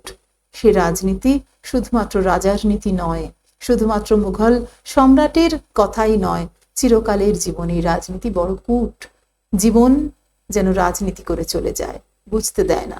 অল্প বয়সে মনে হয় সামনে, ওই যে তিনি বলছেন সামনে খুব ব্রাইট ফিউচার, এই কথা তিনি ভেবেছিলেন। অনেক সময় আছে, ধীরে সুস্থে সুন্দর করে গুছিয়ে নেওয়া যাবে, কিন্তু তা হয়নি। একাকী, নিঃসঙ্গ, অথর্ব বয়সের ভারে রজনীকান্ত, এখন তিনি আক্ষেপ করছেন। তাহলে এখানে রজনীকান্ত চট্টোপাধ্যায় আর আমরা দেখছি যে আলমগীর বা ঔরঙ্গজেব, এই দুই চরিত্র কি একাকার নয়? এবং তোমরা যারা খুঁজে দেখবে নিজেদের ইচ্ছে হলে অজিতেশ বন্দ্যোপাধ্যায়ের অভিনয় জীবন বা ব্যক্তি চরিত্র, দেখবে তিনিও যেন এইরকম জীবনের টানা পড়েনে মাঝে মাঝে এই একাকিত্ব, এই বঞ্চনা, এই নিঃসঙ্গতায় ভুগেছেন। যেন ত্রহস্পর্শ ঘটেছে এই সংলাপের মধ্যে এসে, যেখানে নাটককার তার অভিনীত চরিত্র এবং যে চরিত্রে সেই অভিনীত চরিত্র অভিনয় করছেন, বলছেন, সমস্ত একাকার হয়ে গেছে। এই অন্তর্দ্বন্দ্ব, এই গ্লানিতে রজনীও যেন স্মৃতি ভারাতুর হয়ে পড়েছেন। নিজেই হাততালি দিয়ে হেসে উঠছেন, সাবাস বলছেন নিজেকে, আর বলছেন এখন বয়সগুলো কোন চুলোয় গিয়ে দাঁড়িয়ে আছে হে? কোথায় গেল ৬৮টা বছরের শোক? কোথায় চিতার আঁচটা? অর্থাৎ একবার মৃত্যু শোক, একবার ফুরিয়ে যাওয়ার মতো গ্লানিবোধ, সেই ধূসরতা, নানা রঙের দিন, কখনো জীবনের সেই যৌবনের স্পর্ধা, কখনো প্রেমের রঙিন ঔজ্জ্বল্য, কখনো সামনের আশা ভরসা, তাতে ঝলমল করে উঠছে দিন, আবার কখনো বার্ধক্যের ধূসরতা, আবার কখনো বা মৃত্যু চিন্তা, নিজেরই মৃত্যু চিন্তা সেখানে কালো হয়ে এসেছে। আবার এখন ৬৮টা বছরের শোক কাটিয়ে ঝলমল করে উঠছেন, চিতার আগুন কাটিয়ে, আঁচ কাটিয়ে ঝলমল করে উঠে বলছেন, শরীরে যদি রক্ত থাকে তাহলে সে রক্তে মিশে আছে প্রতিভা। এর নাম যদি যৌবন না হয়, শক্তি না হয়, জীবন না হয়, তাহলে জীবন বস্তুটা কি কালীনাথ? প্রতিভা যার আছে, বয়সে তার কি যায় আসে? অর্থাৎ আমার তো সব আছে, আমার প্রতিভা আছে, সুতরাং এখনো তো আমি পারি, তাহলে আর কি আমার লাগবে? বলছেন আমার অ্যাক্টিং তোমার ভালো লাগেছে না, তোমার তো ভালো লেগেছে, তাহলে সবই আছে। বলছেন আমারও মনে আছে জানো, সেই শান্ত গভীর পূর্ণতার কথা, জীবনের উচ্ছলতার কথাও যেমন তার মনে আছে, আবার অভিনয় জীবনের শান্ত গভীর পূর্ণতার কথাও তার মনে আছে। সারা জীবন তিনি বিভিন্ন চরিত্রে অভিনয় করেছেন। সেখান থেকে বলছেন যে যে সুজার কথা বলছেন, যুদ্ধ যাত্রার আগে সুজা বলছেন পিয়ারা বানুকে, আজ তবে হাসো, কথা কও, গাও, যা দিয়ে আমাকে একদিন ছেয়ে দিতে, ঘিরে বসে থাকতে। চাইছেন আসলে রজনীকান্ত নিজেই সেই দিন ফিরে চাইছেন, এবং বলছেন যে আজ সারা রাত জেগে বসে থাকবো, তোমার গান দিয়ে ভরিয়ে দাও, আমাকে আবৃত করে রাখো তোমার প্রেমে। এই তো তার একমাত্র আকাঙ্ক্ষা ছিল জীবনের। প্রেম তো তিনি পাননি, যা তিনি না চাইতেই পেয়েছিলেন, তা চেয়ে যখন আর পেলেন না, তার জীবনটাই ঘুরে গেল। বসো, আমি আমার অশ্বারোহীদের বলে আসি, আজ সারা রাত্রি ঘুমোবো না। এ যেন শেষবারের মতো নিজেকে, প্রদীপ যেমন নেভার আগে দপদপ করে জ্বলে ওঠে, সেই রকম যেন জ্বলে উঠছেন, জ্বলে উঠতে চান রজনীকান্ত। তিনি বলছেন যে আজ সারা রাত্রি ঘুমোবো না, অশ্বারোহীদের বলে আসি। সুজার সংলাপ বলছেন, অর্থাৎ তিনি যুদ্ধে যাবেন তার আগের রাত্রিতে তিনি ঘুমোচ্ছেন না, এবং তার ঘোড়সওয়ারদের তিনি বলে আসছেন পুরনো দিনের মতো। আর কালীনাথ কিন্তু বুঝতে পেরেছেন যে দরজায় যে শব্দ হয়েছে রামরিজ হয়তো এসেছে। তিনি তো বারবার বাঁচাতে চাইছেন, রক্ষা করতে চাইছেন তার ভালোবাসার শ্রদ্ধার মানুষটিকে। তাই বলছেন, আপনার প্রতিভা এখনো মরেনি চাটুর্যে মশাই, ঠিক পুরোনো দিনের মতোই আছে। আবারও সান্ত্বনা। সান্ত্বনা মানুষ কাকে দেয়? যে ভেঙে পড়েছে, যে অসহায়, তাকেই তো সান্ত্বনা দেয়। কালীনাথ বারবার সেটাই করছেন। রজনী দরজার দিকে তাকিয়ে বলছেন, ইধার এ রামরিজ সিধে স্টেজ পর চলে আও বলে আনন্দে হেসে উঠছেন আর বলছেন, তুমি কাঁদছো কালীনাথ? অর্থাৎ কালীনাথ এই বিবশতা দেখে রজনীকান্তের ভেঙে পড়ছেন। তিনি বুঝতে পারছেন যে যে ফুরিয়ে আসা প্রতিভা, এই আক্ষেপ, এই যন্ত্রণা, এই দুঃখ তিনি তাকেও স্পর্শ করছে। তিনি সমানুভূতিশীল হয়ে উঠছেন, সহানুভূতিশীল নয়। একে সহানুভূতি বলে না, বলে সমানুভূতি, এমপ্যাথি। কেননা সে কথা আমরা দেখছি রজনীকান্ত নিজেও বলছেন যে তোমারও তো অনেকদিন হলো এ পথে। এই যে বলছেন যে জীবনের পাত্র শূন্যতায় রিক্ত করে দিয়ে কোথায় চলে গেল প্রতিভা, কোথায় চলে গেল জীবন। বলছেন, একবার বলছেন প্রতিভা এমনই যে শিল্পকে যে মানুষ ভালোবেসেছে তার বার্ধক্য নেই কালিদাস, তার একাকিত্ব নেই, রোগ নেই, মৃত্যু ভয়ের উপর দিয়ে সে তো হাসতে হাসতে ডাকাতি করে। এ কথা বলছেন, আন্ডারলাইন করবে এই জায়গাটা। আবার কখনো বলছেন যে কালীনাথ আমাদের দিন ফুরিয়েছে, হায় রে প্রতিভা কোথায় গেল বলো তো সে। এই জায়গাটা আমরা দেখব শেক্সপিয়ারের নাটক থেকে একটার পর একটা একদম তার এই সময়ের যে মনোভাব, সেই সহার্থক মনোভাব থেকে সংলাপ তুলে তিনি নিজের অবস্থাটা বোঝাচ্ছেন, সেটা নাটকে ব্যবহার করেছেন নাটককার। আমরা সেপা এবং থিয়েট্রিক্সের যৌথ প্রযোজনায় যে নাটক শুদ্ধ সত্য ঘোষ আমাদের উপহার দিয়েছেন, আমরা সেই অংশটুকু, নাটকের শেষ অংশটুকু একটু দেখে নেব, তারপর আবার আমরা পড়ায় ফিরব। চলো, এটাও তো পড়া, দেখার মাধ্যমে পড়া, আর তবেই নাটককে সত্যিকারের শেখা যায়, বোঝা যায় তার বার্তাটুকু। চলো আমরা পড়ি। কি কালীনাথ, তুমি কাঁদছ? এই বুকে এসো, তুমি কাঁদছ কালীনাথ। শিল্পকে যে মানুষ ভালোবাসে তার রোগ নেই, তার ব্যথি নেই, তার শোক নেই। মৃত্যু ভয়ের ওপর দিয়ে সে হাসতে হাসতে ডাকাতি করে যেতে পারে।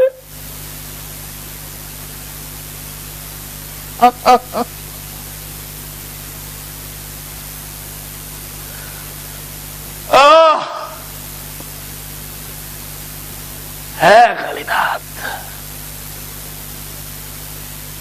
আমাদের দিন ফুরিয়েছে। কোথায়, কোন দেশে আমাকে ছেড়ে চলে গেল বলতো প্রতিভা? আমাকে একেবারে এই মজলিসি গল্পের আস্থা কুঁড়ে ডুবিয়ে দিয়ে নির্বাসন দিয়ে চলে গেল প্রতিভা। আমাকে ফাঁকা করে দিয়ে গেল। আর তুমি কালীনাথ থিয়েটারের প্রম্পটার হয়ে এতগুলো বছর কাটিয়ে দিলে।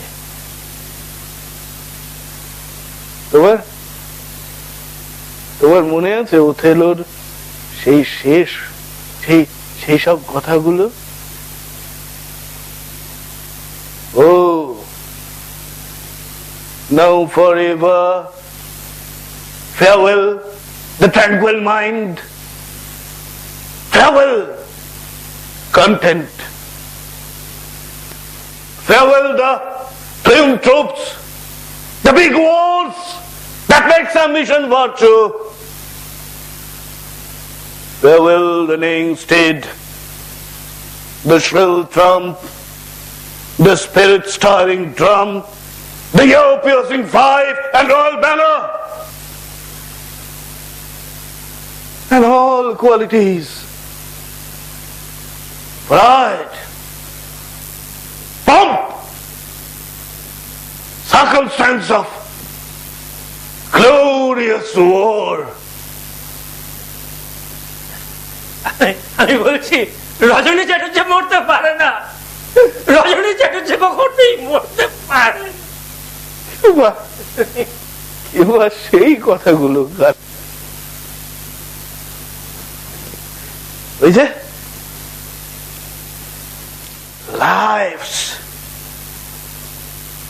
lives but a working shadow. A poor player that starts and freights his hour upon the stage and then is hard.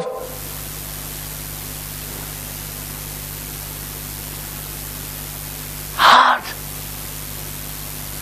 No more.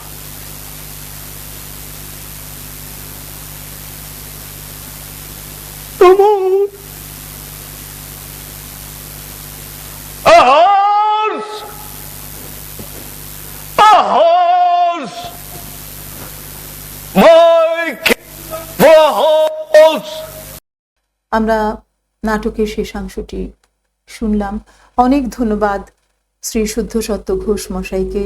সেপা এবং থিয়েট্রিক্সের যৌথ প্রযোজনায় এই সম্পূর্ণ নাটকটি আমাদেরই জন্য, আমাদের ছেলে মেয়েদের পড়ার জন্য তারা যে নিবেদন করেছেন, তারা যে দিয়ে রেখেছেন, আমাদের ছেলেমেয়েরা এবং আমরা এই নাটকটি পড়ার সময় বারবার সেখান থেকে উপকৃত হব। তাদের অনেক ধন্যবাদ এবং কৃতজ্ঞতা। এখন আমরা চলো দেখি কি দেখলাম আমরা, সেটা একটু বিশ্লেষণ করে নিই। বলছেন যে দিলদারের পাঠ মন্দ করি না, তাও আর কয়েক বছর পর আমাকে মানাবে না। এই কথাটা আমরা এই মাত্র দেখলাম নাটকের এই অংশটা। তাই ওথেলোর কথাগুলো তার মনে পড়ছে। ওথেলো শেক্সপিয়ারের নাটক, তার একটি অংশ, অ্যাক্ট 3 সিন 3 থেকে যে অংশটা আমরা শুনলাম যে O now for ever, farewell the tranquil mind, farewell content. এই যে বলছেন যে প্রতিভা তাকে ছেড়ে চলে গেছে, কোন দেশে চলে গেছে, তাই জীবনের যুদ্ধক্ষেত্র থেকে, জীবনের রঙ্গমঞ্চ থেকেও তিনি যেন বিদায় নিতে চাইছেন। তাই উল্লেখ করছেন, উচ্চারণ করছেন ফেয়ারওয়েল। ফেয়ারওয়েল কাদের জানাচ্ছেন? একজন যুদ্ধে যিনি যান তিনি যেমন বলেন, ওথেলো যেমন বলছেন farewell the plumed troops and the big wars, এই যুদ্ধক্ষেত্রকে, সুবিন্যস্ত সৈন্যদলকে এবং উগ্র ভেড়ার ডাক, সুতীক্ষ্ণ বৃংহন, রেশারত অশ্ব, সকলকেই ফেয়ারওয়েল জানাচ্ছেন। রাজকীয় যে নিশান, তাকে ফেয়ারওয়েল বলছেন এবং বলছেন শুধু তাই নয়, তার সঙ্গেই প্রাইড, পম্প অ্যান্ড সার্কামস্ট্যান্সেস, এই গর্ব, এই বৈভব, শুধু তো যুদ্ধক্ষেত্রে যাওয়াই নয়, যুদ্ধ করতে পারা, যুদ্ধে জয়ী হওয়া, তার মধ্যে যে রাজ গৌরব আছে, যে বৈভব আছে, সমস্ত কিছুকেই তিনি বিদায় জানাচ্ছেন।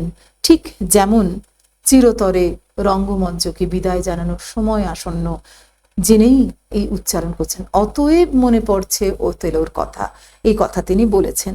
এই শান্ত তৃপ্ত মনে তিনি চিরবিদায় নিতে চান। আবার কালীনাথ এখানে তাকে আবারও থামাতে চাইছেন।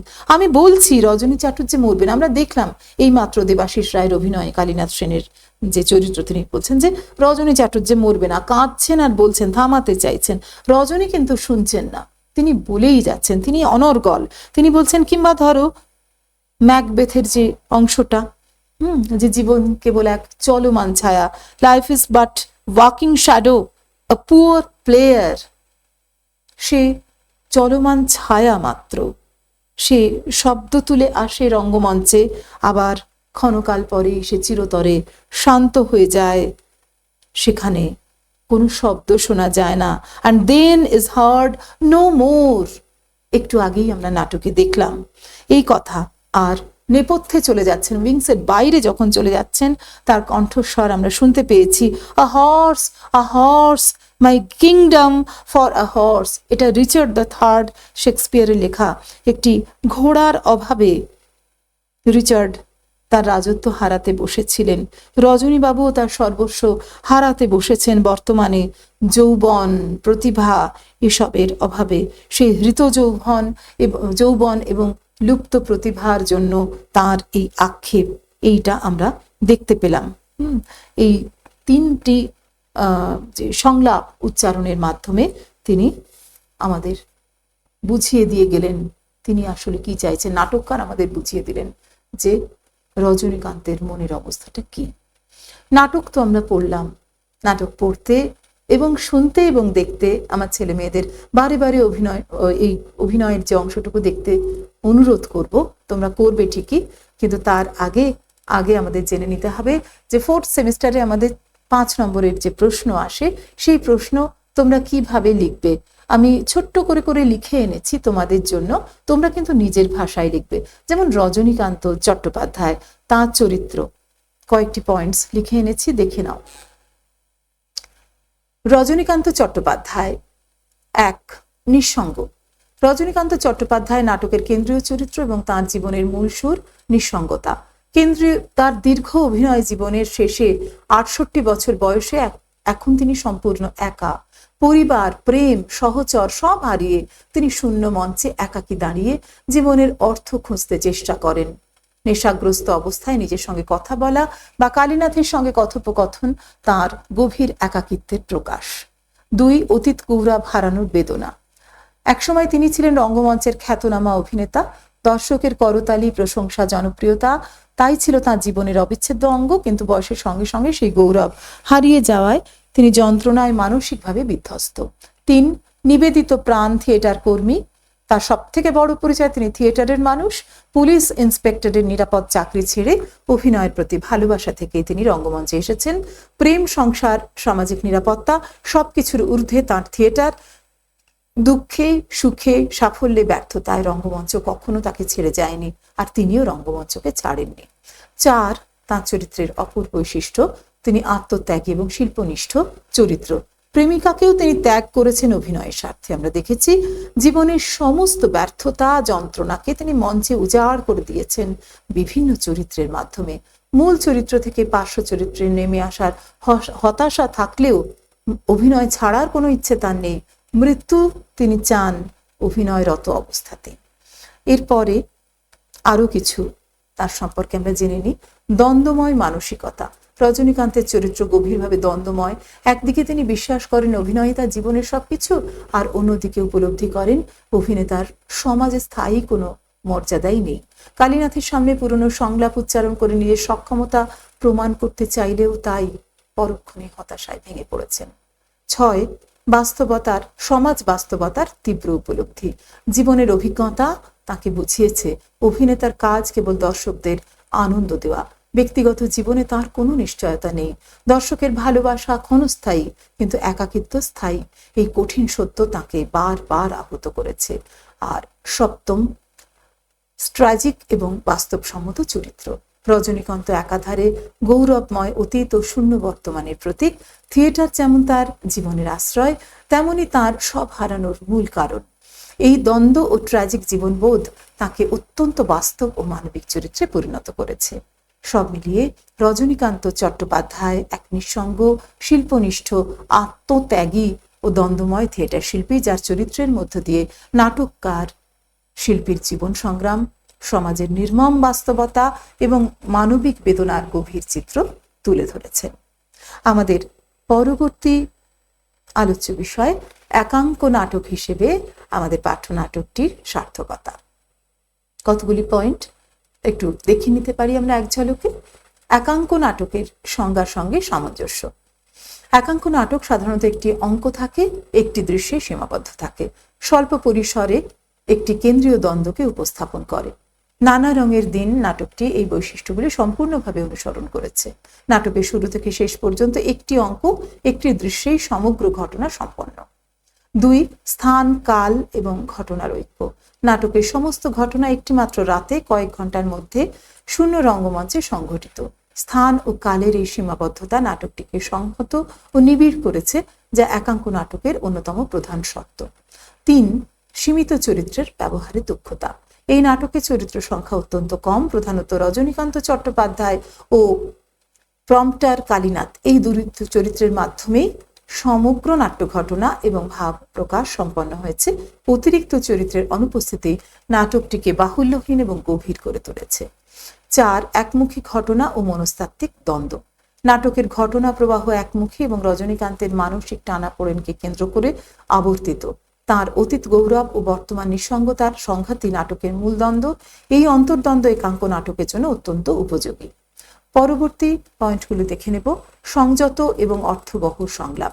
রজনীকান্তের স্মৃতিচারণ, পুরনো সংলাপ উচ্চারণ এবং কালীনাথের সঙ্গে কথোপকথনের মাধ্যমে নাটকটি এগিয়ে চলে। সংলাপের বাহুল্য নেই, অথচ প্রতিটি সংলাপ নাটকের আবেগ এবং বক্তব্যকে গভীরভাবে প্রকাশ করেছে। তোমাদের হয়তো মনে হতে পারে এখানে যে অনেক বড় সংলাপ, তো কিন্তু সেটি রজনীকান্তের চরিত্রটিকেই ফুটিয়ে তোলার জন্য ব্যবহৃত। আকাঙ্ক্ষিকা হলেও রজনীকান্তের চরিত্রটিকে আমরা বুঝতে পারি তার দীর্ঘ সংলাপ থেকে। তিনি যে কোনোভাবেই কালীনাথের কথা শুনতে চাইছেন না, একেবারে আত্মমগ্ন হয়ে পড়েছেন, তার দীর্ঘ সংলাপ তারই প্রমাণ। এর পরবর্তী পয়েন্ট, নাটকীয় আবহ ও শীর্ষবিন্দু। শূন্য মঞ্চ, অন্ধকার, রাতের নিস্তব্ধতা নাটকীয় আবহ সৃষ্টি করেছে। আমরা দেখেছি গোটা নাটকে, যখন নাটকটি আমরা অজিতেশ বন্দ্যোপাধ্যায়ের কণ্ঠে শুনলাম বা আমরা দেখলাম যখন নাটকটির অভিনয়, সামান্য একটু একটু অংশ, আমরা কিন্তু কোনো আবহ সঙ্গীত পাইনি বা রাতের অন্ধকারে আলাদা কোনো আবহ, অর্থাৎ কুকুরের ডাক বা ইত্যাদি যখন আমরা শ্রুতি নাটক, বেতার নাটক শুনি, তখনও এখানে কিন্তু কিছু নেই। কারণ এটা তো নাটকটা হচ্ছে নাটকের যে মঞ্চ, সেখানে কেউ নেই, কোনো শব্দতাই হওয়ার কথা নয়। একেবারে বাস্তবোচিতভাবেই এই নাটকটি পরিবেশিত হয়েছে, উপস্থাপিত হয়েছে। রাতের নিস্তব্ধতাই এর স্থায়ী আবহ। রজনীকান্তের আত্মপ্রকাশ এবং নিজের অস্তিত্ব প্রমাণের চেষ্টা নাটকটিকে শীর্ষবিন্দুতে পৌঁছে দিয়েছে, যা দর্শকের মনে গভীর প্রভাব ফেলেছে। আর 7ম পয়েন্ট হলো সংক্ষিপ্ত অথচ গভীর জীবনবোধ। স্বল্প সময় এবং সীমিত পরিসরের মধ্যে নাটককার শিল্পীর জীবন সংগ্রাম, বার্ধক্য, নিঃসঙ্গতা, আত্মমর্যাদা বোধ তথা গভীর জীবনবোধ তুলে ধরেছেন। তাই বলা যায় সংহত গঠন, সীমিত চরিত্র, একমুখী ঘটনা, গভীর মানসিক দ্বন্দ্ব, সংযত সংলাপের মাধ্যমে নানা রঙের দিন একাঙ্ক নাটক হিসেবে সার্থক। এরপর আমরা নাটকটির নামকরণ সম্পর্কে সামান্য কথা জেনে নেব। নামকরণ। সাহিত্যের ক্ষেত্রে নামকরণ অত্যন্ত গুরুত্বপূর্ণ, আমরা জানি, কারণ নামের মধ্য দিয়েই সাহিত্যকর্মের মূল ভাব ও অন্তর্নিহিত তাৎপর্যের আভাস পাওয়া যায়। বিশেষত নাটকের ক্ষেত্রে শিরোনাম পাঠক ও দর্শকের কাছে নাটকের বিষয়বস্তু ও আবেগের পরিচয় বহন করে। পাঠ্য নাটকটি আন্তনফেকাবের সোয়ান সং নাটকের ছায়া অবলম্বনে রচিত। নাটকে প্রবীণ অভিনেতা রজনীকান্ত চট্টোপাধ্যায়ের জীবনের শেষ অধ্যায় তুলে ধরা হয়েছে। নাটকের শুরুতে শূন্য অন্ধকার মঞ্চ, উল্টানো আসবাব ও নিস্তব্ধ পরিবেশ যেন রজনীকান্তের বর্তমান জীবনের শূন্যতা ও বিষণ্ণতার প্রতীক। এই মলিন পরিবেশ অনতিপূর্বে ঘটে যাওয়া দর্শকধন্য মঞ্চ উপস্থাপনের সঙ্গে তীব্র বৈপরীত্য সৃষ্টি করেছে। তার রঙই আলাদা হয়ে গেছে। দিলদারের বেশে রজনীকান্তের জীবনে একসময় ছিল সাফল্য, জনপ্রিয়তা, একদা প্রেমিকার উত্তাল ভালোবাসা এবং নাটকের প্রতি একান্ত দায়বদ্ধতায় পরম আত্মবিশ্বাস, যা তাঁর জীবনের উজ্জ্বল রঙগুলির নির্দেশক।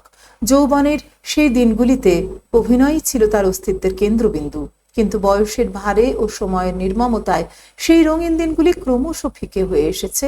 এখন তার জীবনে একাকিত্ব, অবহেলা, হতাশা, মৃত্যু চিন্তা এইসবই জীবনের গাঢ় ও অন্ধকার রং হয়ে ধরা দিয়েছে। মদের নেশায় ডুবে শূন্য মঞ্চে দাঁড়িয়ে পুরনো সংলাপ উচ্চারণ করার মধ্য দিয়ে রজনীকান্ত তাঁর অতীতের বর্ণময় দিনগুলিকে ফিরে পেতে মরিয়া। প্রম্পটার কালীনাথের সামনে বারবার প্রমাণ করতে চান যে তিনি এখনো ফুরিয়ে যাননি। এই স্মৃতি, অহংকার, যন্ত্রণা, আত্মমর্যাদা বোধ মিলিয়ে রজনীকান্তের জীবন হয়ে উঠেছে নানা অনুভূতির এক বিচিত্র রঙিন ক্যানভাস। এইভাবে নাটকটিতে আনন্দ ও বেদনা, সাফল্য ও ব্যর্থতা, আলো ও অন্ধকার, জীবনের নানা রং একসঙ্গে উপস্থাপিত।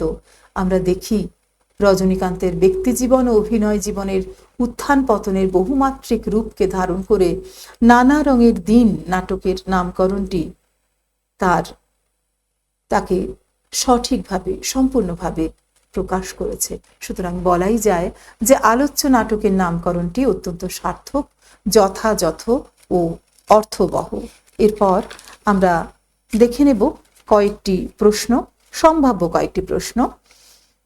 এই দেখো, এর থেকেও আরো অনেক প্রশ্ন হতে পারে, মাত্র 5টি সম্ভাব্য প্রশ্ন এখানে এনেছি।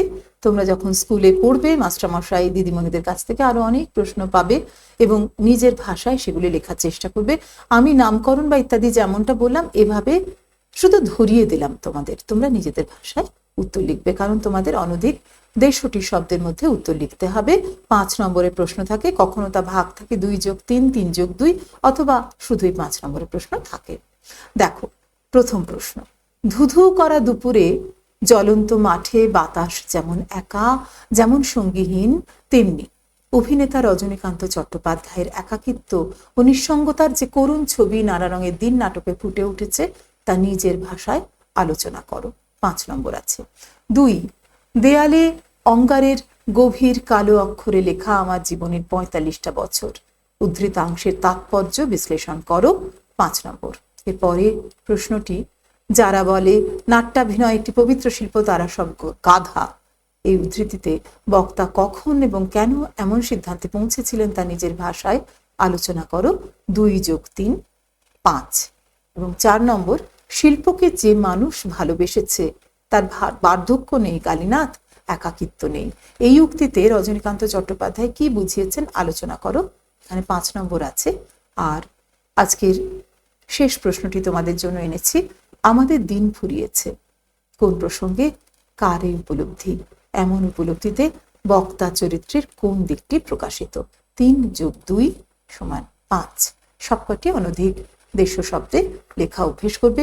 তোমরা খুব ভালো করে পড়বে নাটকটি, প্রতিটি শব্দ, কোনো শব্দই বাদ দেবে না, প্রতিটি শব্দ উপস্থাপিত হয়েছে নাটকের বিভিন্ন যে বার্তা নাটককার চরিত্রের মাধ্যমে ব্যক্ত করেছেন সেটা তো জানবেই, এবং তোমাদের উত্তর লিখতে খুব সুবিধা হবে। তোমরা এইভাবে নাটকটি পড়বে, আমি আশা করব তোমরা নিজেরা লিখবে এবং অত্যন্ত সমাজ সচেতন যে নাটককার তার নাটক সম্পর্কে আগ্রহী থাকলে তোমরা সম্পূর্ণভাবে নাটকটি দেখবে। তোমাদের জন্য রয়েছে, সেপা থিয়েট্রিক্স করেই রেখেছেন, সেটা তোমরা ইউটিউব থেকে দেখে নেবে এবং নিজেরা অভিনয়ও করতে পারো, তাহলে নাটকটি আত্মস্থ করতে তোমাদের খুব সুবিধা হবে। অনেক শুভেচ্ছা রইল তোমাদের জন্য। আজকে